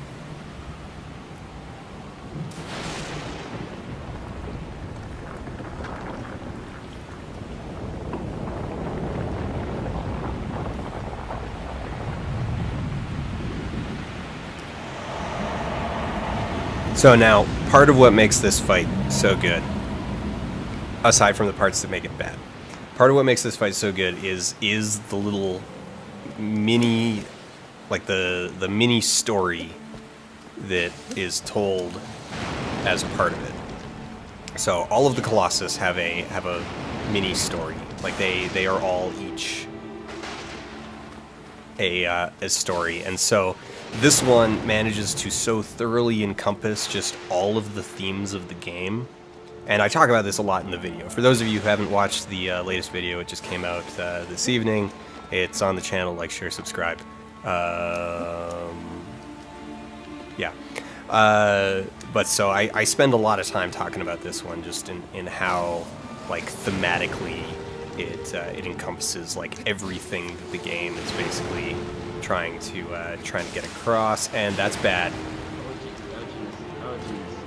That's gonna cost me some time. What am I aiming for? 9 minutes? You know, Malice is playing a video game too right now. He is. He's playing Space Invaders. He's playing Galaga. Yeah, there's only one ship, but it's very fast and very small. Oh god. Oh, I'm gonna rescind that 9-minute thing. No. Like, this is what I said. Like, if I can stop screwing up on this part, then I'll be fine. So, okay, there we go. That's good. All right. Okay. Wait for the bolt to land. Come on, man, shoot at me. I think you already got your shot. You have to dash. There we go. And okay. Boom. Boom. And in. Good. Nice.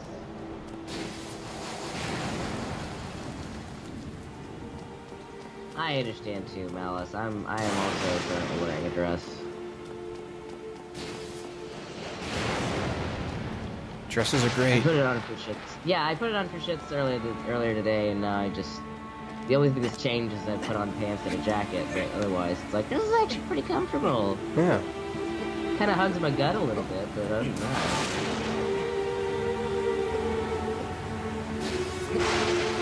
So, I threw it in the video just because I think it was the... Actually, I hate this jump here, so it's set up to do that. You will always land right on the lip and immediately fall.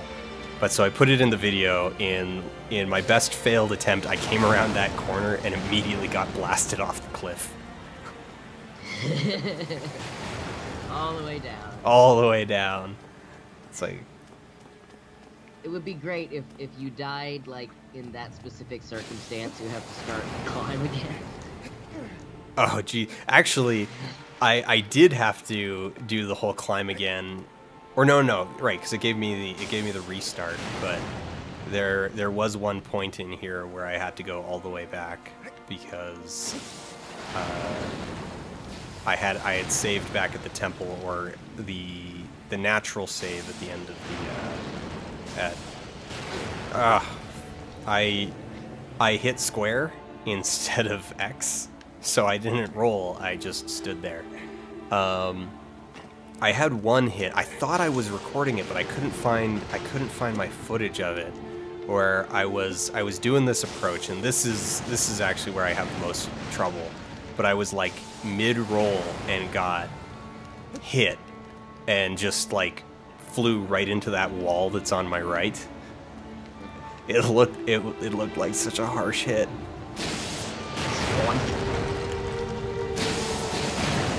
Oh. Fiddlesticks. I mean, these are intentionally made to be the hardest rolls to make. Like, they're the farthest apart. It is the escalating difficulty of the challenge.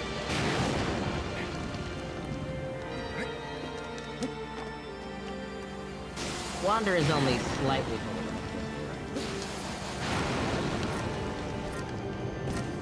I know you can't do it without rolling. You can't just straight up. No, I didn't tap R1 fast enough, so I didn't do the roll. I just jumped, and then the rest is history. So if I screw up one more time, I'm dead. Try to go to the very edge of the column. Yeah, look at the.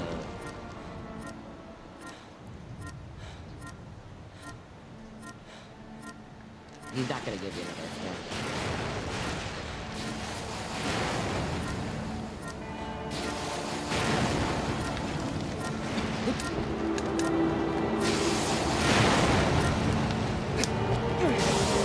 No!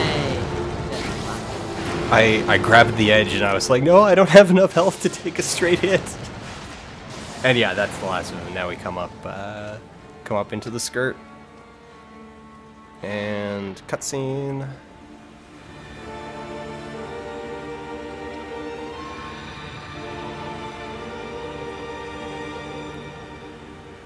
Amy's gonna just start slowly sliding off the chair there. Alright, now we should be fine. Why did I just, random movement? Yeah, he's unsteady. Yeah. There's only falling that even does damage from here on out, and by the time I get high enough that I'll need to worry about that, I'll have regained more than enough health.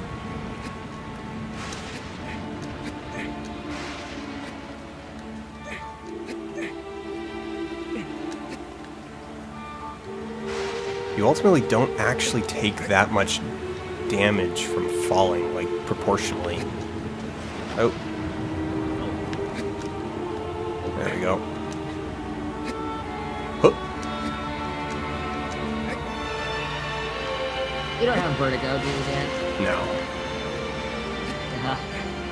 It's a long way down.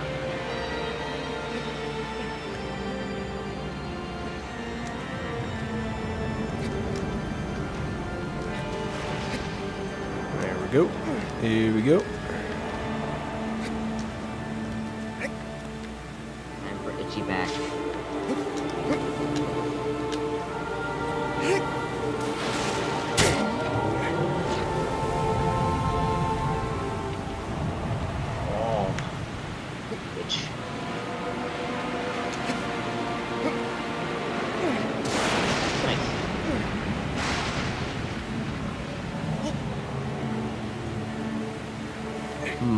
I went a little farther than I wanted to, but... Oh, and then I went a little too far back in the opposite direction. Alright. It's like, that's something we have that others don't possess. Wrists. wrists are really annoying to climb.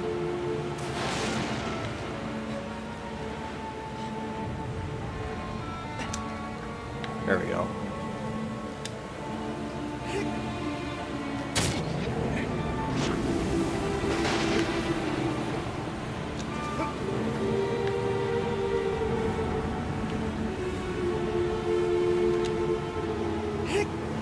Where am I? I can't see myself.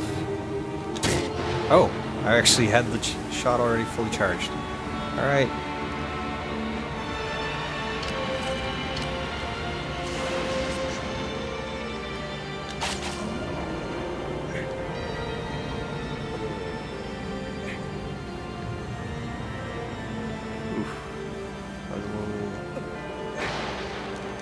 No!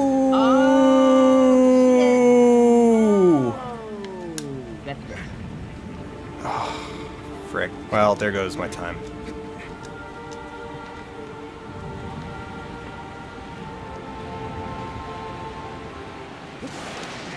I was looking at where I was sitting on the when it's like where the wrist was positioned, and it's like that's not good.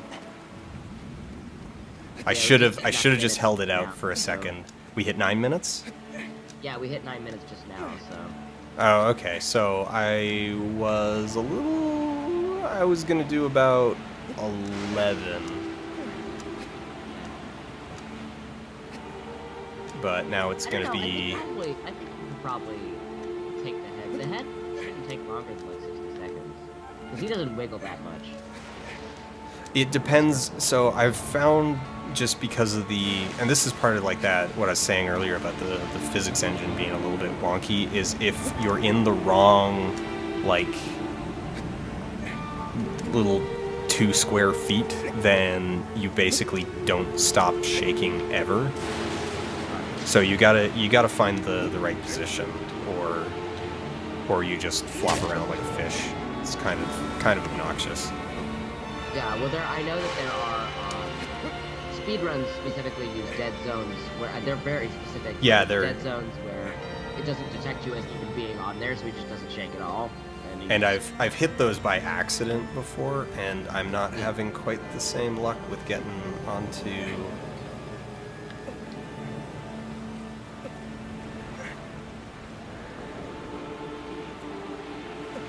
Oh, from this angle you can see the lights of all the other Colossi.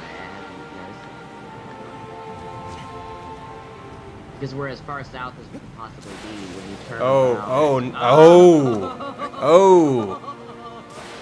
my god. my butthole clenched. What?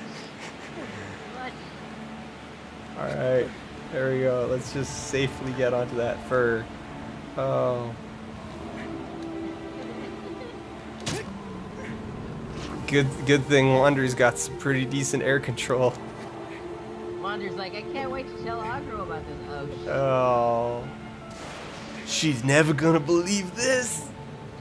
Oh, I made myself sad. Alright.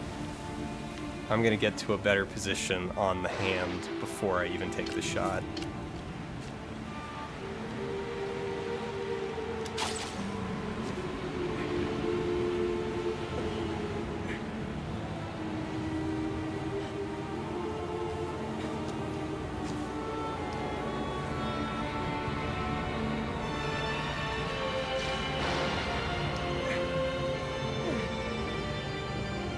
Yeah, we're gonna play it safe.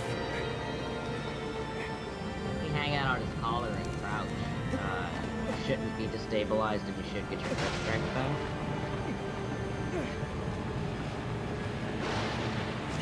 We're actually gonna play it stupid safe, which is where we're gonna stab him in the shoulder again.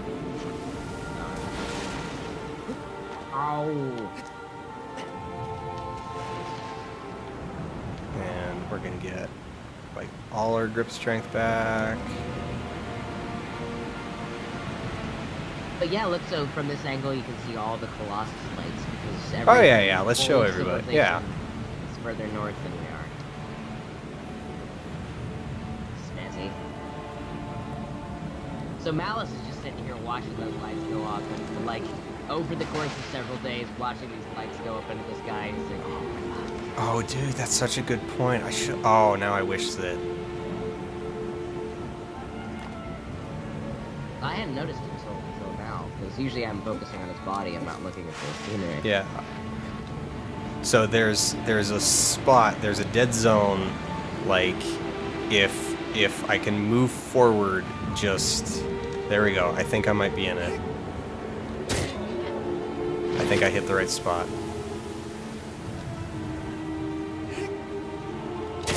Yeah, I'm in it.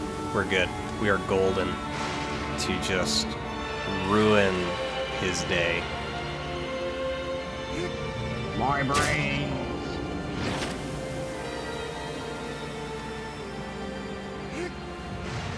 Oh, fuck.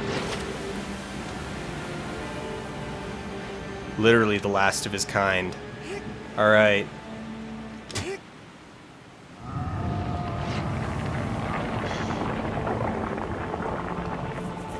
So that was 14 minutes. Not bad.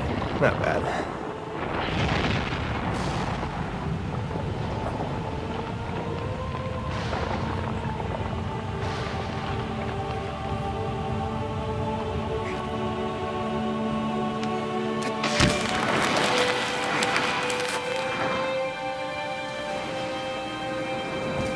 I had one run where I actually like hit the ground, like I made it all the way to the ground, and it was great because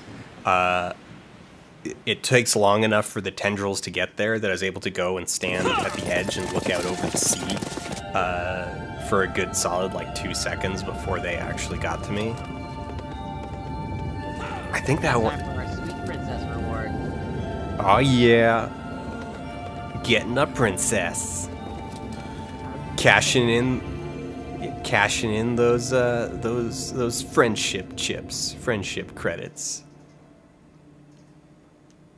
It's got a super friendship bonus for killing 16 living beings.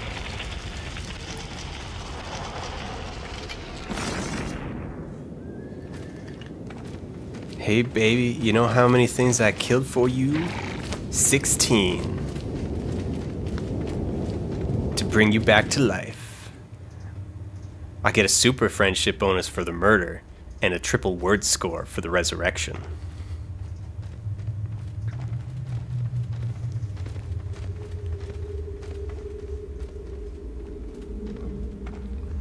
Way down. You know what? Please ignore my black blood and the horns on my head. I've never actually played on hard. I assume it's harder. Yeah, like most of the Colossi have a extra sigil. Yeah, there's no behavioral. They're just a little less patient with you and they have more sigils. Yeah. Oh, our timing is so bad.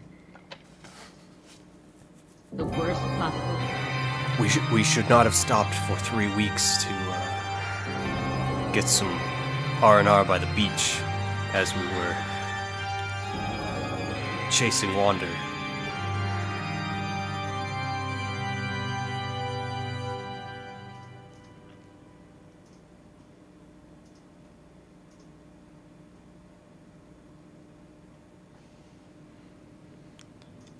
Oh, this is something I definitely should have practiced because it's really impressive if you can actually do it. Like, yeah, Dorman can totally wreck these guys' day if you're good at it, and I'm not. So they're probably all going to escape. All of them. They will all get away. I will do no damage. Well, don't they have the same thing as aggro where they'll fall down and go, oh, I'm dead, but then they'll get back up. Like, you can't perma-kill them. Yeah, you can't perma-kill them, but you could just make them go, ow. yeah, and there's an achievement for, like, knocking them all down. Yeah.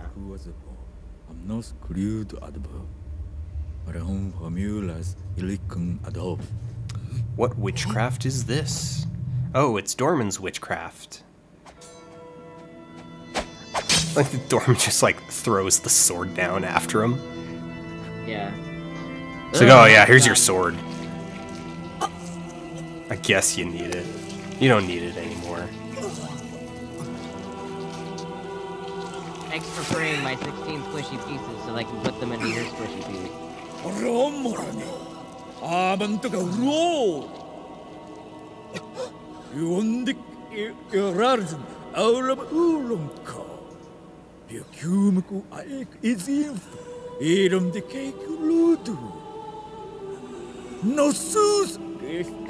The one thing with the Team Eco games, though, is their cutscenes are really long. Particularly their intro cutscenes.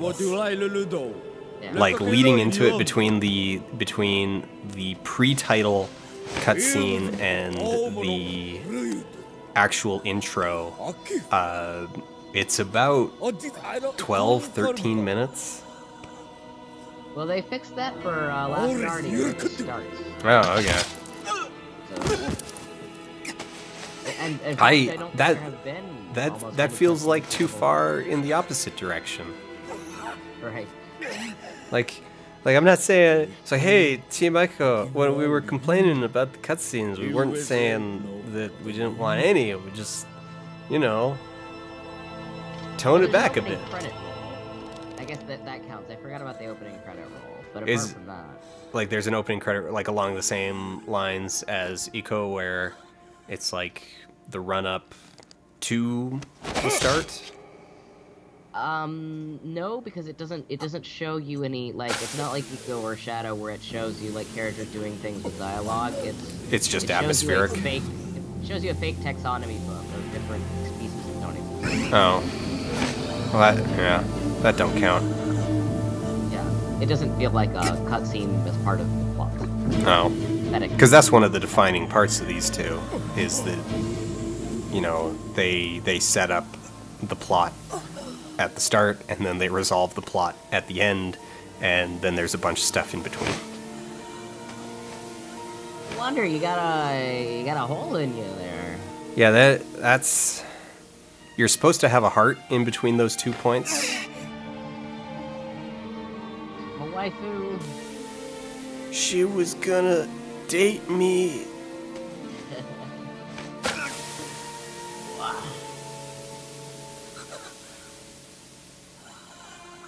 We could totally make an AMV out of this. What's a good Linkin Park song to go with that? Well, obviously it would have to be the I tried so hard, got so far. In the end, it didn't matter. Naturally. Yes, that's the correct choice.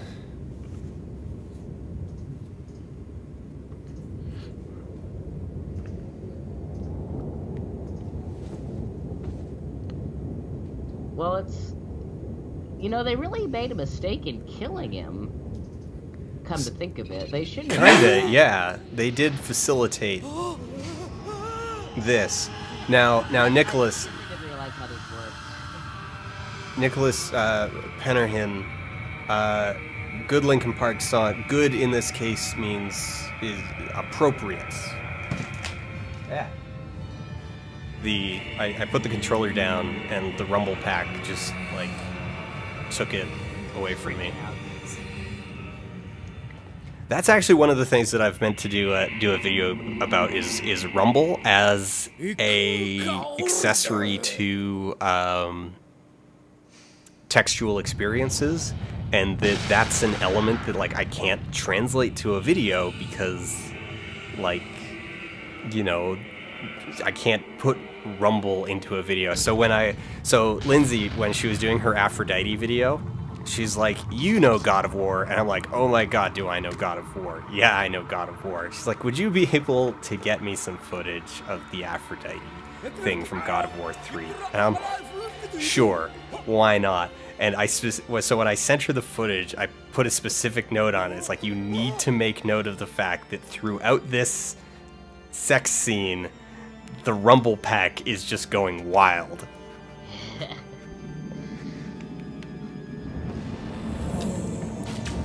It's like, I don't know what it means to make love to a woman, but I know what it means to have the rumble pack go off. While I pretend to. Close enough. All right.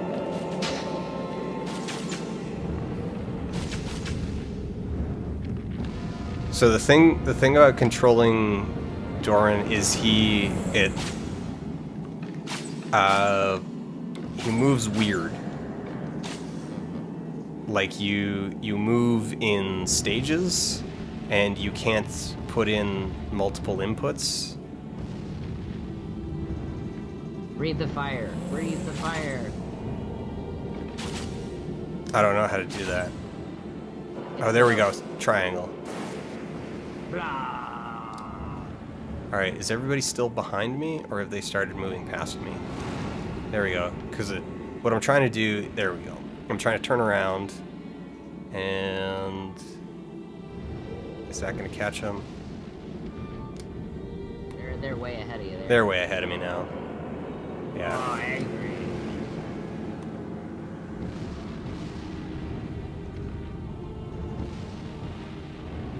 Maybe getting up. Oh, no, just... There we go. Yeah. I got one good smash in where I hit all 4 of them, but that was about it.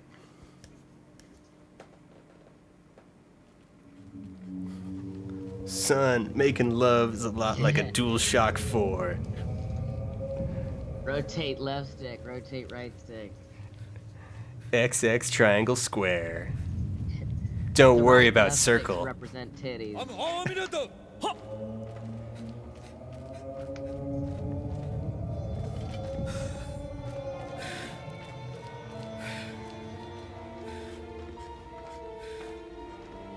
Then when she tells you to, just spam circle and don't stop.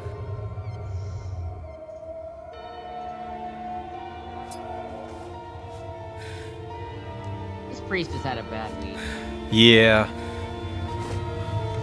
He had to travel all the way down to the Forbidden Land, and then he doesn't even get to take his sword back. Like, really, he just came to get the sword. That's the whole thing. Like, he doesn't care about Wander or Mono. He's just here to get the magic sword back. He's like, that's an important sword. We need that sword. Now he's like, ah, damn it. Gotta leave the sword. You know how much tourism that sword promoted? Important part of our village's economy. Here, can chat hear the controller?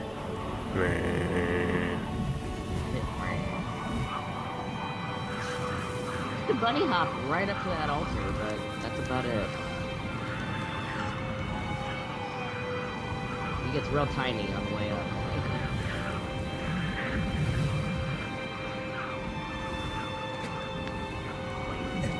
Wait.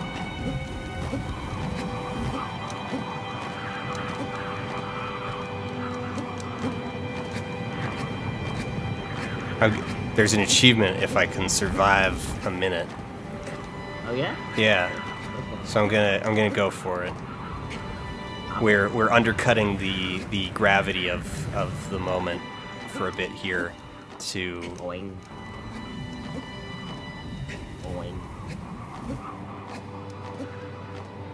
So long as they don't get you like on a series of rolls, you're pretty good.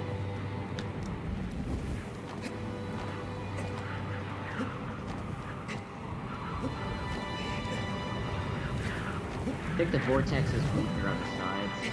maybe I'll hit. I don't remember how I did this. I'll hit sideways. I mean, I'm not even trying. If I can get to the altar, that'd be cool. But really, I just need 60 seconds, which I feel like I should be getting close to. I gotta be past 30 at this point. Oh yeah, I should have been timing it. Whoopsie. I didn't give anyone a forewarning, so. I'm sure it's like 2:16 on this timer. 30 seconds.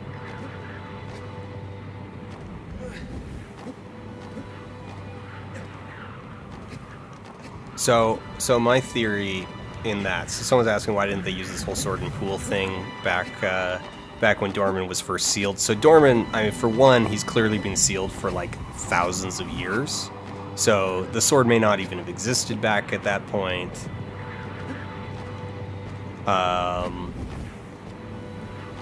And two, it really does seem to be just kind of a temporary thing.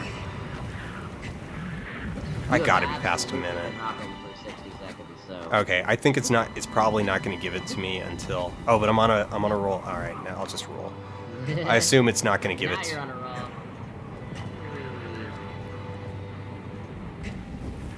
Yeah, I assume it's not going to give it to me until I actually like go into the pool. Oh yeah, that's true. Dorman does know about the sword, but this seems to be like kind of at best a temporary measure. Like clearly, Yeah, it still lives on inside him and his descendants. I yeah. They didn't want human Dormans walking around. They would rather have rock Dormans than people Dormans. Yeah, and there's also like it. Yeah, there. Okay, got it. Resistance. What was I saying? Like that it's a temporary measure, that it doesn't really solve the long-term Dorman problem. And they clearly still feel that it's not enough, so they collapse the bridge behind them. Like this is a full kind of scorched earth, last ditch, Hail Mary, maybe this will keep him contained until we're all dead and our children can deal with it. It's a metaphor for global warming.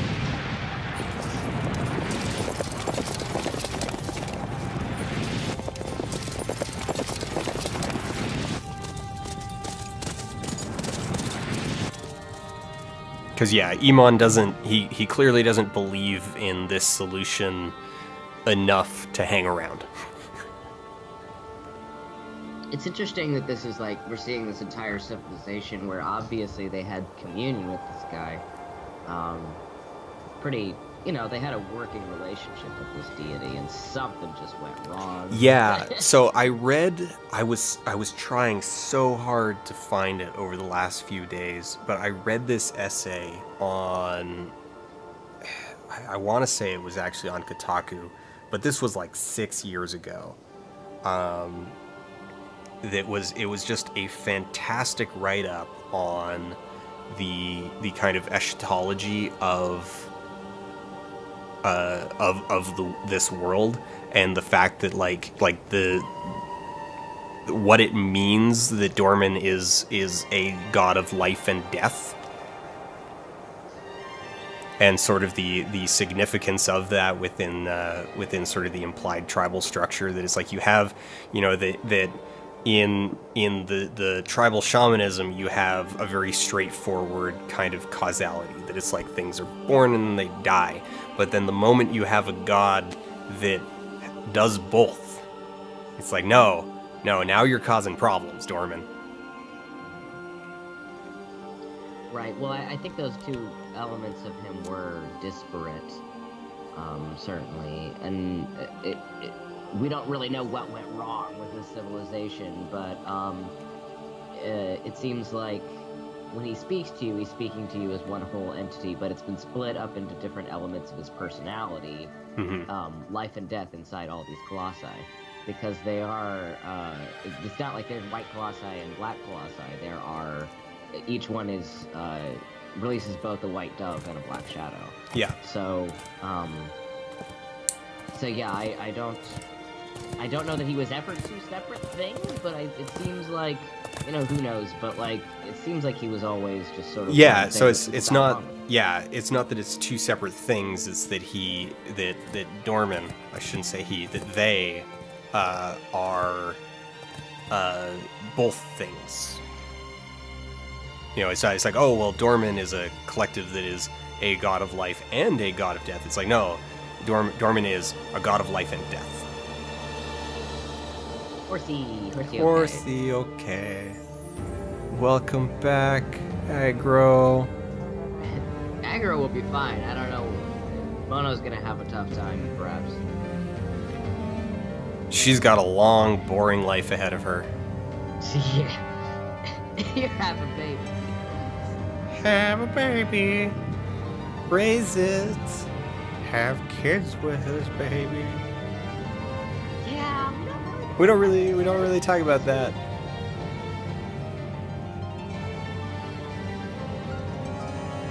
I mean, at some point, I don't think they didn't remake Civilization, because in Eco they live outside the place. So she raised him up until the point where they ostensibly escaped somehow back to Civilization.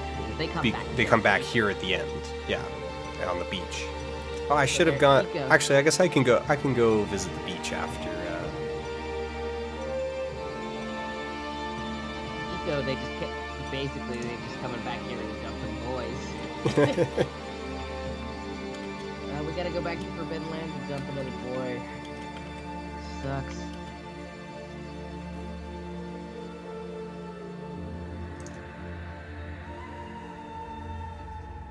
Wonder what happened to Mono's descendants in that time, because that's represented by the queen, you know, the dark evil queen and her ward. So I hadn't really thought very deeply about the connection, but it's. I've always kind of gone with the or entertained the theory that Mono is the queen. Right. You know, and that so she must every, like, you know, I don't know, 300 years, whatever, have a daughter to be the new vessel, because eventually the bodies that she uses, like, they do just eventually break down, and then Eco comes into that scenario and manages to break the cycle. So maybe she stayed behind, but her son eventually worked his way back into civilization. That's the problem that they're dealing with. Mona never left. Who knows?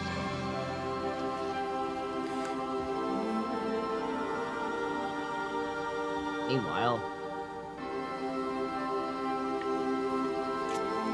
keep on running.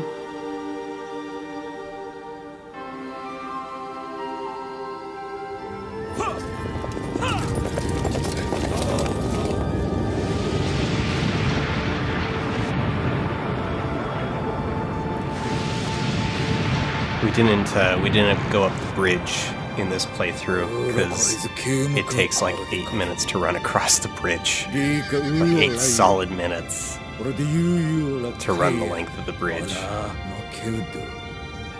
What's on the other side? I don't think nothing. There's a door that you can't go past. So this gate right behind them, it's an open passageway in the cutscene, but actually I don't know if the camera's going to turn around. Yeah, no, the camera doesn't turn around. But so there's a passageway that they go through, a stone passageway, and if you go there during the game, there's a gate that's closed. Ah, okay.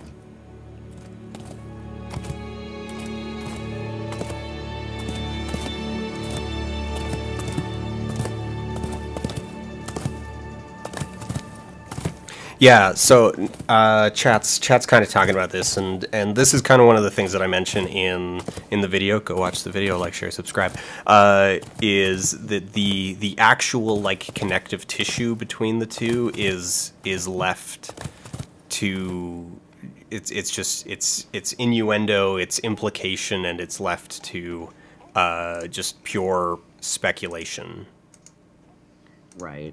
You know, Same is definitely true of what I've seen of The Last Guardian so far, where it's like, well, this is before Shadow of the Colossus, because these are the same structures, they're just less aged. But other than that, it's pretty hard to tell. That is, I'm just finally looking at it. That baby model is really low polygon. There's like 13. Baby. That, like, look at those feet. Those are some Deus Ex feet. Demon babies are lower poly than normal babies. They're also not textured. They're just they just use flat color textures with occlusion mapping. Right. Well, I mean, who are they trying to impress? They're demons. They don't need to look handsome for nobody.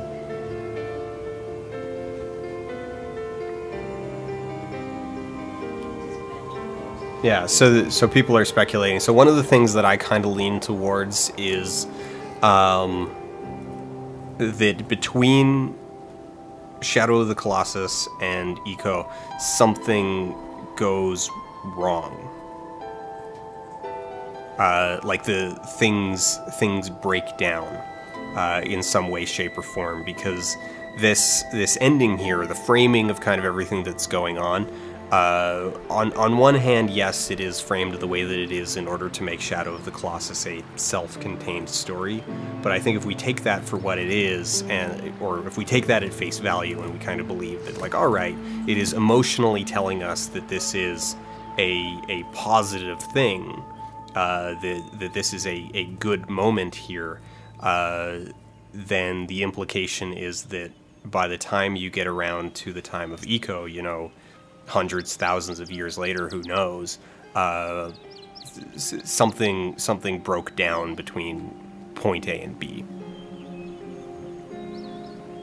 Yeah, I don't think so much that it's, I think what the game is commenting on, in a vacuum, regardless of its connection to Eco, I think mostly it's just saying that what Wander did was wrong, absolutely, but the sacrifice of faith was going up wasn't really a good thing either. And so, like, kind of reading a scenario where that ostensibly has changed because she's not going to carry on a lineage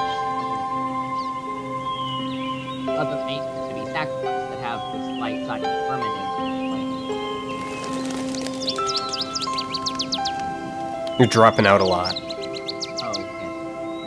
Well, I think there we go. It's like, well, there's this peaceful propagation of this that they don't have to worry about sealing away necessarily, or at least they won't until that guy grows up and goes back to civilization. And that it's sort of seen as a redemption for Dorman. Like, the healthy side of him is still alive in this, like, relatively innocuous, nice young lady. Yeah. And she's going to stay here, and it's going to be okay. So, what he did was bad, and he shouldn't have done it, but the consequences are not inherently evil. Yeah, she's no longer being manipulated by the village with him or anything.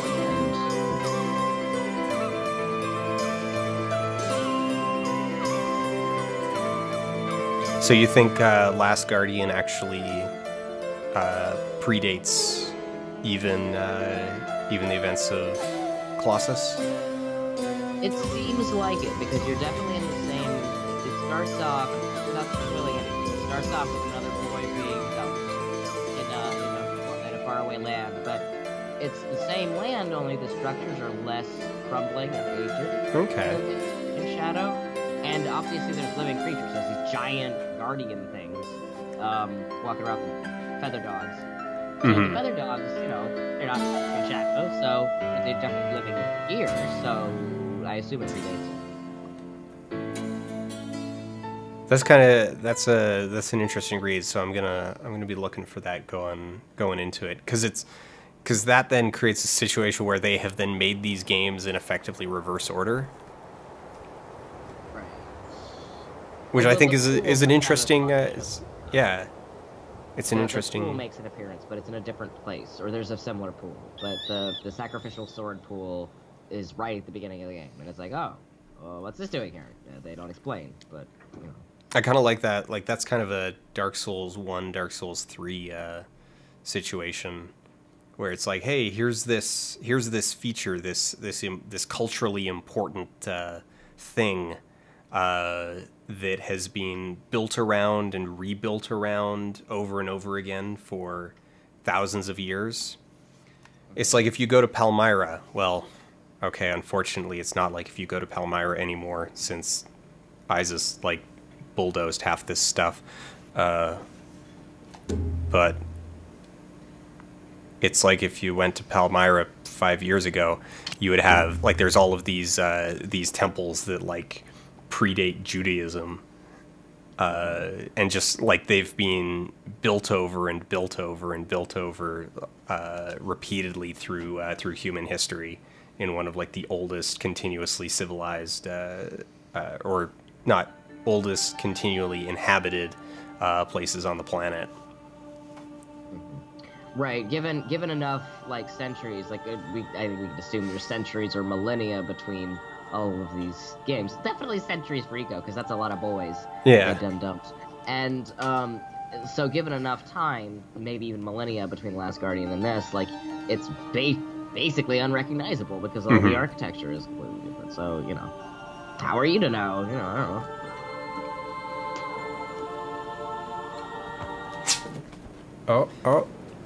Oh. Amy's got her mouse toy. I see. All right, let's go to the beach, and then I think the beach will be Let's go to the beach on this save because I'm actually like mildly closer. All right, gonna get our sunscreen. Gonna get our watermelon. I failed to get the watermelon ending. I completely forgot about the watermelon ending. So people were disappointed that I didn't get the watermelon ending. The watermelon ending? In Eco. Oh, okay. I was confused. We're gonna get little flippers for Agro so she can go swimming. Yeah. Get her a little pool ring. That's the wrong button. Oh, so I was also looking at the manual, and like all the buttons, all the controls in the manual are wrong. They're the wrong buttons. Okay, let's see. Gotta go this way.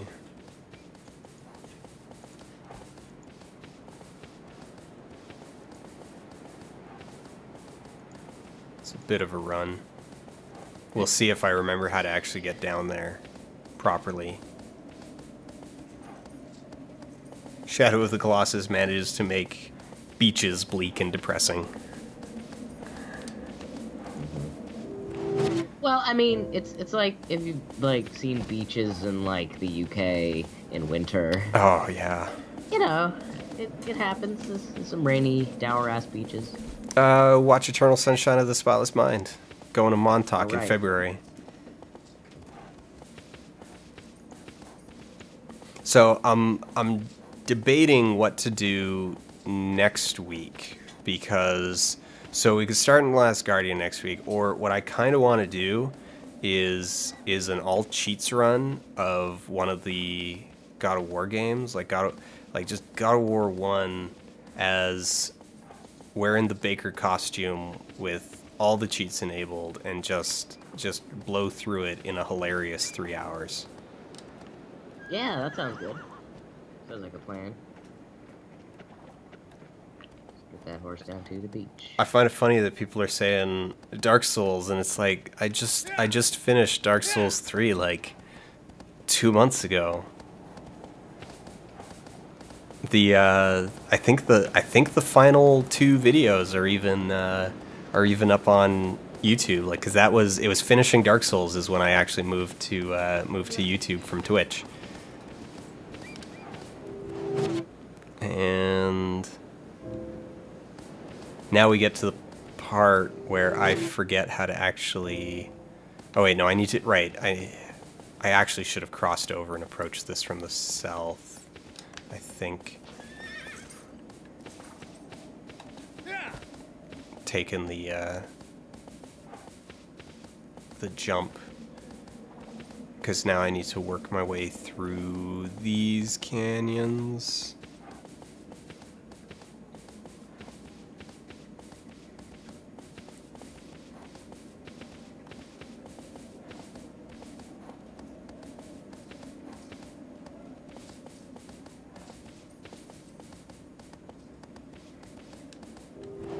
And yeah, we're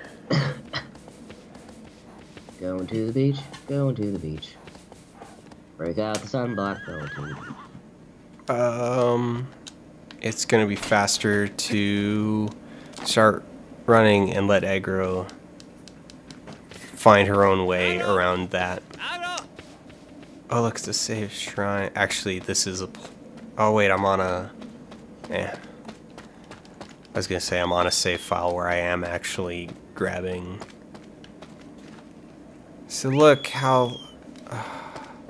it's so hard for her to get around small terrain obstacles like that. There we go.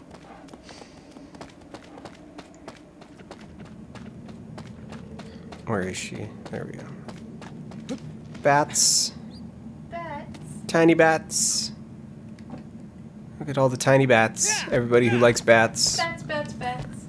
Wave your hands if you like bats. Bats, bats, bats. I didn't know there were bats over here. Something new. Or wait. Oh. Oh, I accidentally headed down to, Oh, wait, no, this is fine. I was gonna go out the far... Right, I can go out the far side of the cavern. Right? Yes? My sense of direction is garbage. I do not remember whatsoever. Yeah, there we go. Take the other tunnel out. And then that should put us in the far west, and then we cut south to the beach.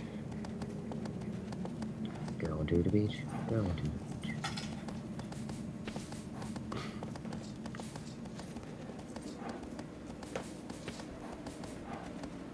Yeah, so many bats.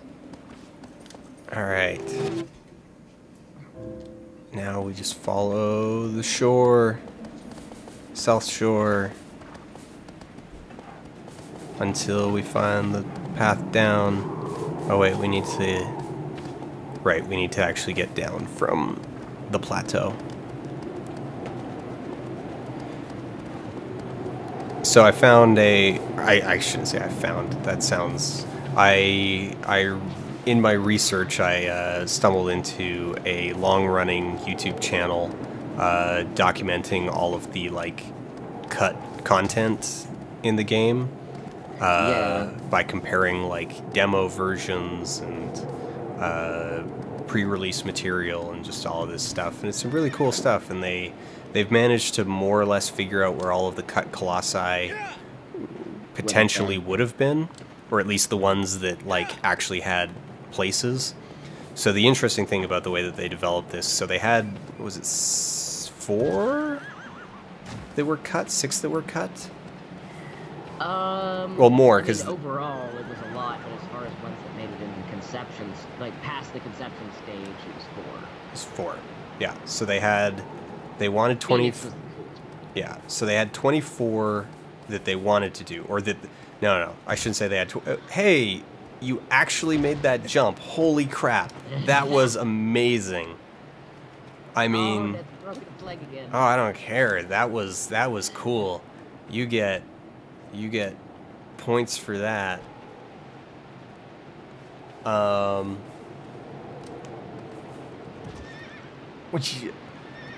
man, I am amazed that she's actually doing those jumps. That is wild. I've never seen her do that.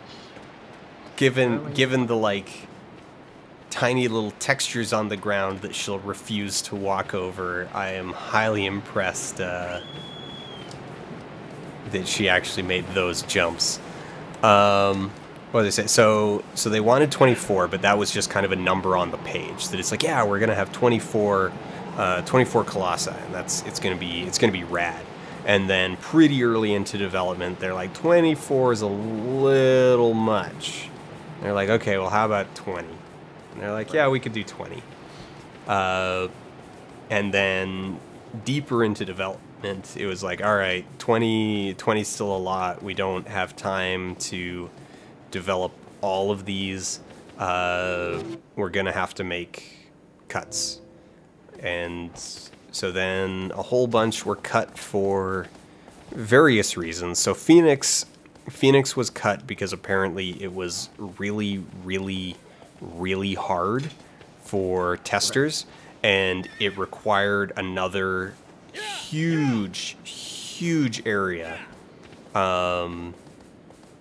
Like, it was, they figure, based on all of the pre-release stuff, that it was actually in Tortoise's area, like at least as a kind of testing ground.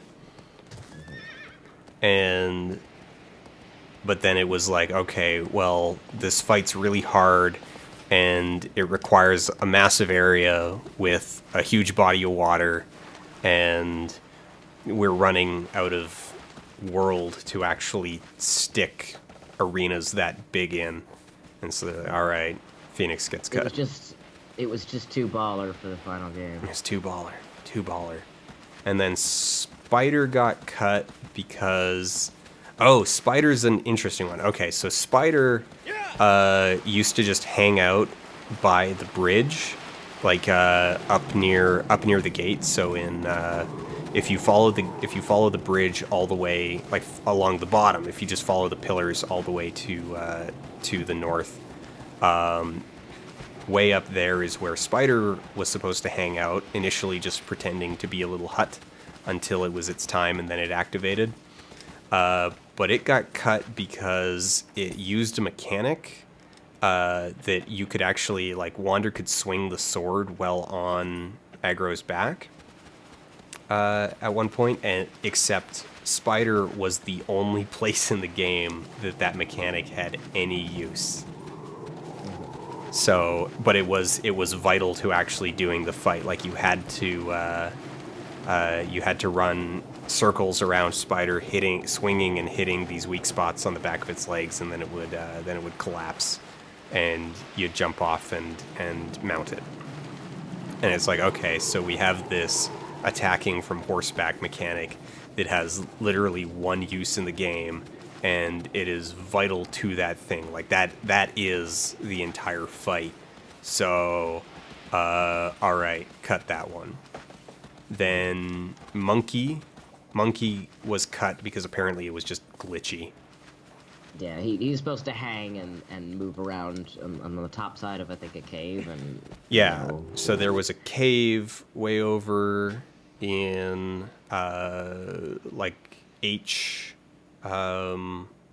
what is it, like H6 there, where you can see those two fruit. There was a cave underneath there. We're kind of in this area. And yeah, so he would hang from the ceiling, and it looked like conceptually it's a pretty wild fight, but apparently it was glitchy. Like, there was a lot of collision detection problems. There was a lot of AI problems with the Colossus going through its various cycles, and so they're like, all right, we'll cut that. And I'm trying to remember who the fourth was. So it was Devil. Yes, and the devil one, there's not a lot of information on, but apparently it's another one that was like just kind of way too hard, and people were having trouble figuring it out, and it also required a huge area to fight it in. The one thing I remember about so originally, this is very early in development. Like, they scrapped it not long into, like, actually rendering the game's assets and stuff like that. But there was originally, there were plans to have different endings to the game. It wasn't just going to be the one. And the best thing that could happen to you, basically, depending on how you beat the game, was that you could come back as the big Dorman monster, and she would wake up and, like, not recognize you, and you would kill off the priest, so you would scare them off, and they would get away. But it would be like this weird Beauty and the Beast moment where she's just sort of sitting up staring at this Dorman Colossus beast, and he just, like, tries to cater to her and take care of her, and she's just sort of vaguely put off by him. But they didn't end up going with it. They were like, we're just gonna go with the one ending. But that was a good call. Mm-hmm. I think this is a great case of, everything that wound up being cut, like was cut for a reason. I think Phoenix is the only one I've heard. Well, Phoenix and Monkey, I think, are the ones where it's like, okay, if they'd had an extra, you know, if they'd had the extra dev time and resources to finish those, I think those would have been pretty baller, like, and good additions to the game. But everything else kind of sounds like, it's like, okay, you know, it worked out for, like, maybe for the best, or at least it didn't suffer for having been cut. And for the most part, like, I think multiple endings in particular, given Would have been a bad. yeah, given that it's not really a choice-driven game, I think it ends up being just more focused and unified as a result of just being, it's like, no, there's one story, and I think that was a good choice all in all. Well, I'm gonna I'm gonna call it here. I gotta. Yeah, take care of I'm actually gonna. You bail out, and I'm actually gonna wrap this up. I'm not gonna start anything else tonight, so I'll just go into kind of a rundown wrap up. Thank you so much for coming out and hanging out and chatting through the ending of Shadow of the Colossus. Yeah, no problem. Anytime, man. So take care. Good night, Amy, as well. And see you guys later. All right, Bye-bye. take care. Thanks for having me. All right. Oh, right. I forgot Rock, Sirius, Griffin, and Worm. Right, they had concept art for a bunch more. So Rock was another one that apparently required just a massive space. In fact, that's a running theme in the cut Colossi, is that it was going to require a ton of space, like these huge areas. Sirius actually would have been an interesting one. I don't know how it felt into the flow, and we're actually near-ish. Sirius, so we actually went through Sirius's area, I think, or we're in it, but there's a bunch of stone structures that you were supposed to, so it was a giant warthog Colossus, and you would run them through these stone piles, and he'd get stuck, and then you'd jump off and do it. And I think part of why that got cut is there is already kind of a bit of a repetition. Like, that's the other so the two themes in things that got cut is, one, they tended to require just a huge amount of space, and two, they kind of overlapped other existing Colossi more. So it's like, so Rock is a lot like Avion, except, you know, with kind of a twist. And if you look at the game kind of as it stands, as it's complete, and it's like you already are starting to get into kind of repetition thing. Like, you've got you have the skeletal horse and you've got Beardy, and both of them basically use the same trick. That it's like, okay, you trick it into looking down, and then you jump onto its face. You know, on one it's it's the bridle, on the other one it's the beard. And apparently that was even a mechanic that was originally tested for the first Colossus. That there's a temple, just kind of, or there's a structure kind of off to the side of the first Colossus arena, and if you're, you know, there was some early test art where that was part of how you approached the boss.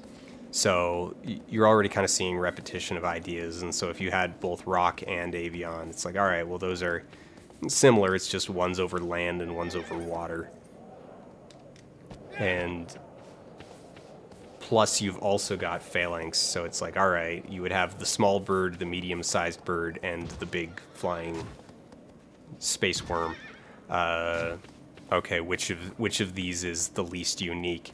And then take all of the ideas from that one and just build them into the other fights and make them better and awesome and awesomer and betterer. and you know it's a good plan.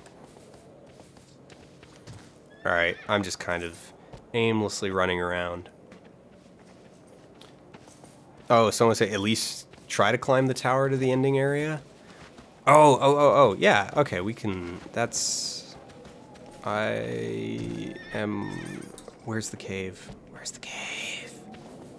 Where's the cave? I feel like Amy's almost. She's looking at. She's staring at you. She's like. I know that that toy is just a toy.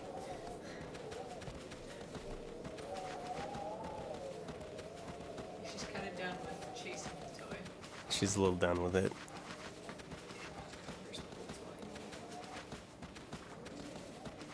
I have worked to keep Amy in the Amy cam, but she's growing bored with these artifices. That's fine. That's fine. Amy is free.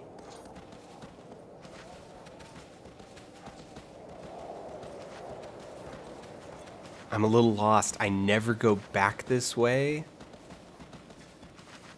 I have never gone back this way, so nothing looks right. It's going to be faster. It is actually going to be faster to just go to title screen and reload one of the saves that's at the that's actually at the wall. Cat.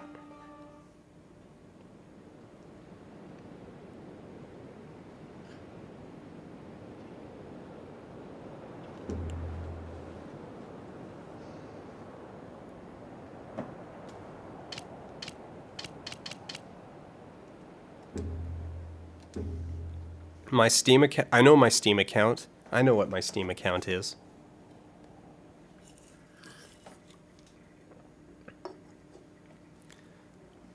I don't know. I've debated whether or not I want to make whether or not I want to be even remotely more public with like what my Steam account is. I think it's kind of like a mildly known secret that it's not too hard to track it down if you know where to look, but I also don't know if I want to be broadcasting it for like security reasons.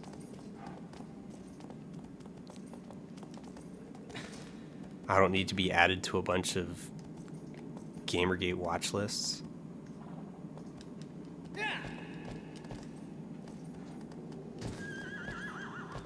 Eh, she's not gonna go. She doesn't go back up. All right.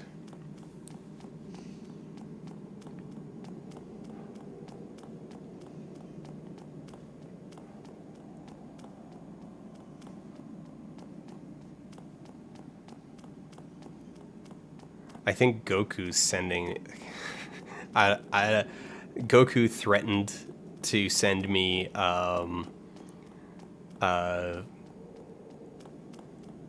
what is it? SJW's Beware, the triggering. Some just like awful anti-social justice game. Like it looked pretty bad. Like even just as a game, it looked terrible.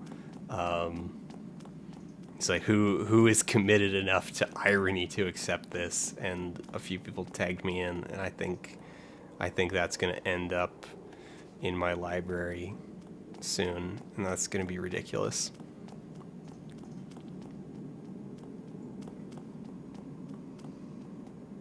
And I do not remember how to get out here. I have completely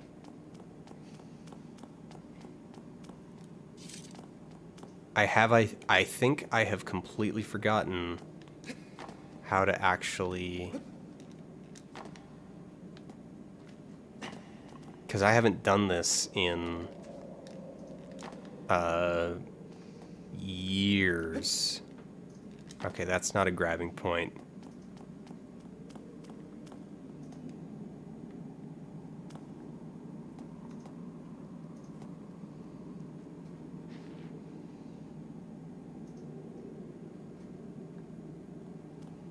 No, I need to do it from the outside all the way up.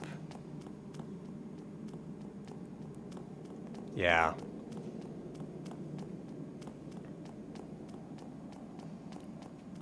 Here's the question. Will I survive that fall? Yes. I will definitely survive this fall.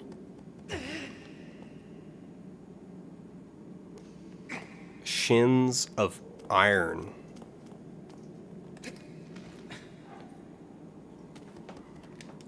Alright, aggro. Let's see if we can get outside without you, like, flipping a weird 180 over random nothing.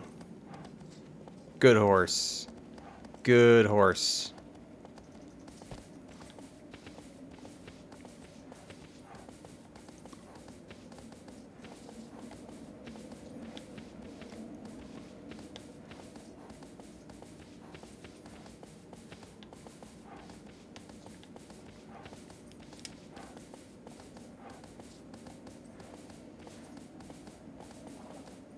There we go. Right, it's the mossy wall. We start at the mossy wall.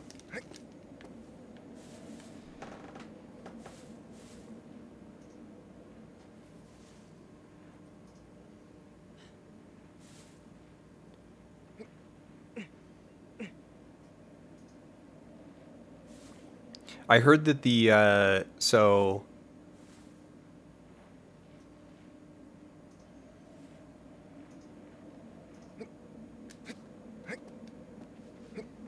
Oh, right, there's no longer...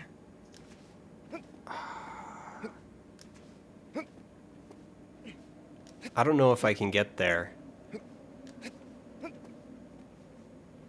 Because there's no longer a resting point in the HD version. Also, I think I'm on the wrong... Yeah, I'm on the wrong fork.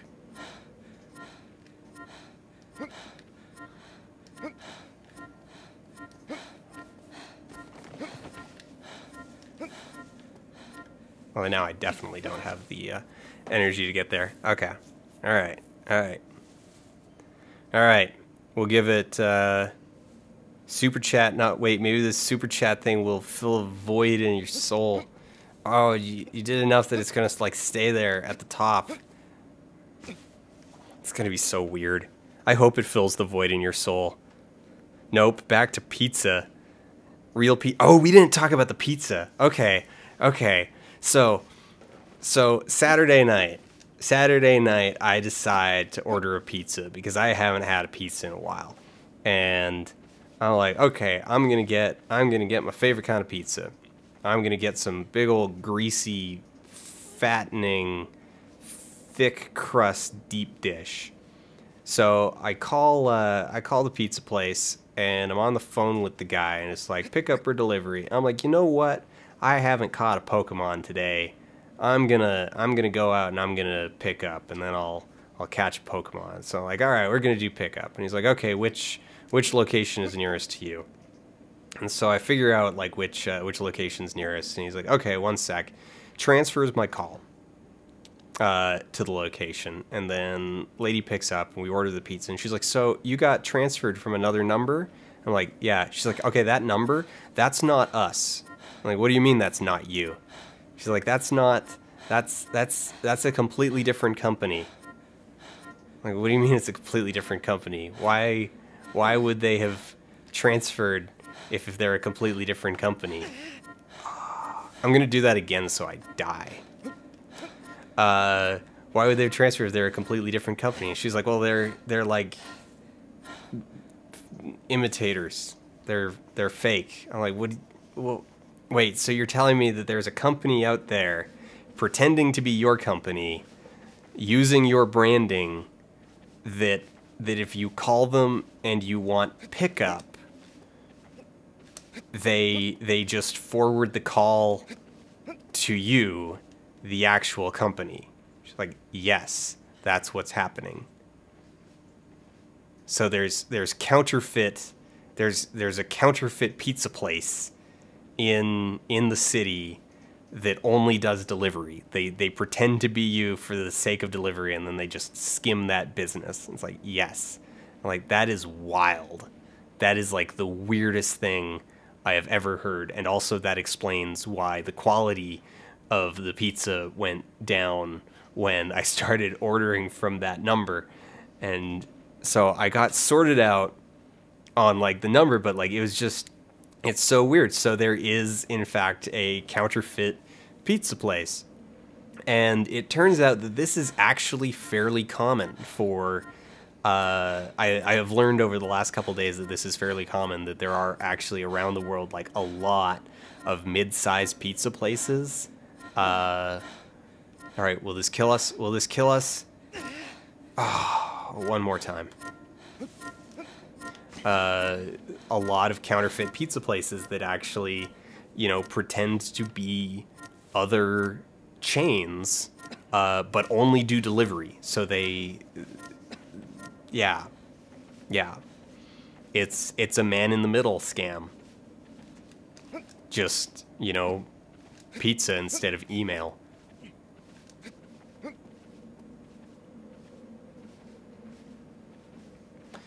I mean, this other company, like, they're junk, too. Like, their pizza's not very good.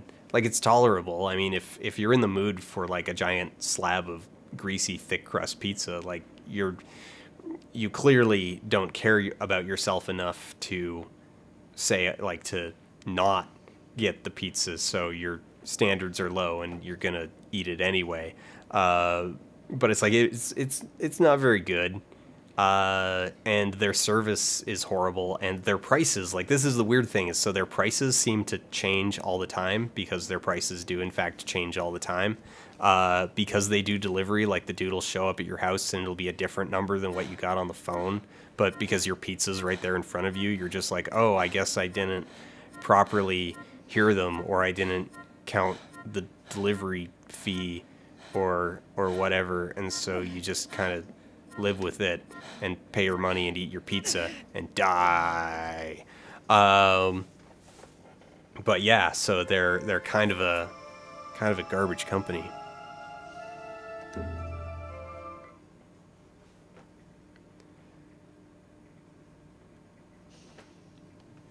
So that's the pizza story, and we're gonna go full screen here with the Amy. All praises to the Amy. Meow, meow. All praises to the Amy. So there we go. The ending of Shadow of Colossus. A anecdote about a really weird pizza experience. Actually, sorry, the pizza experience gets even weirder.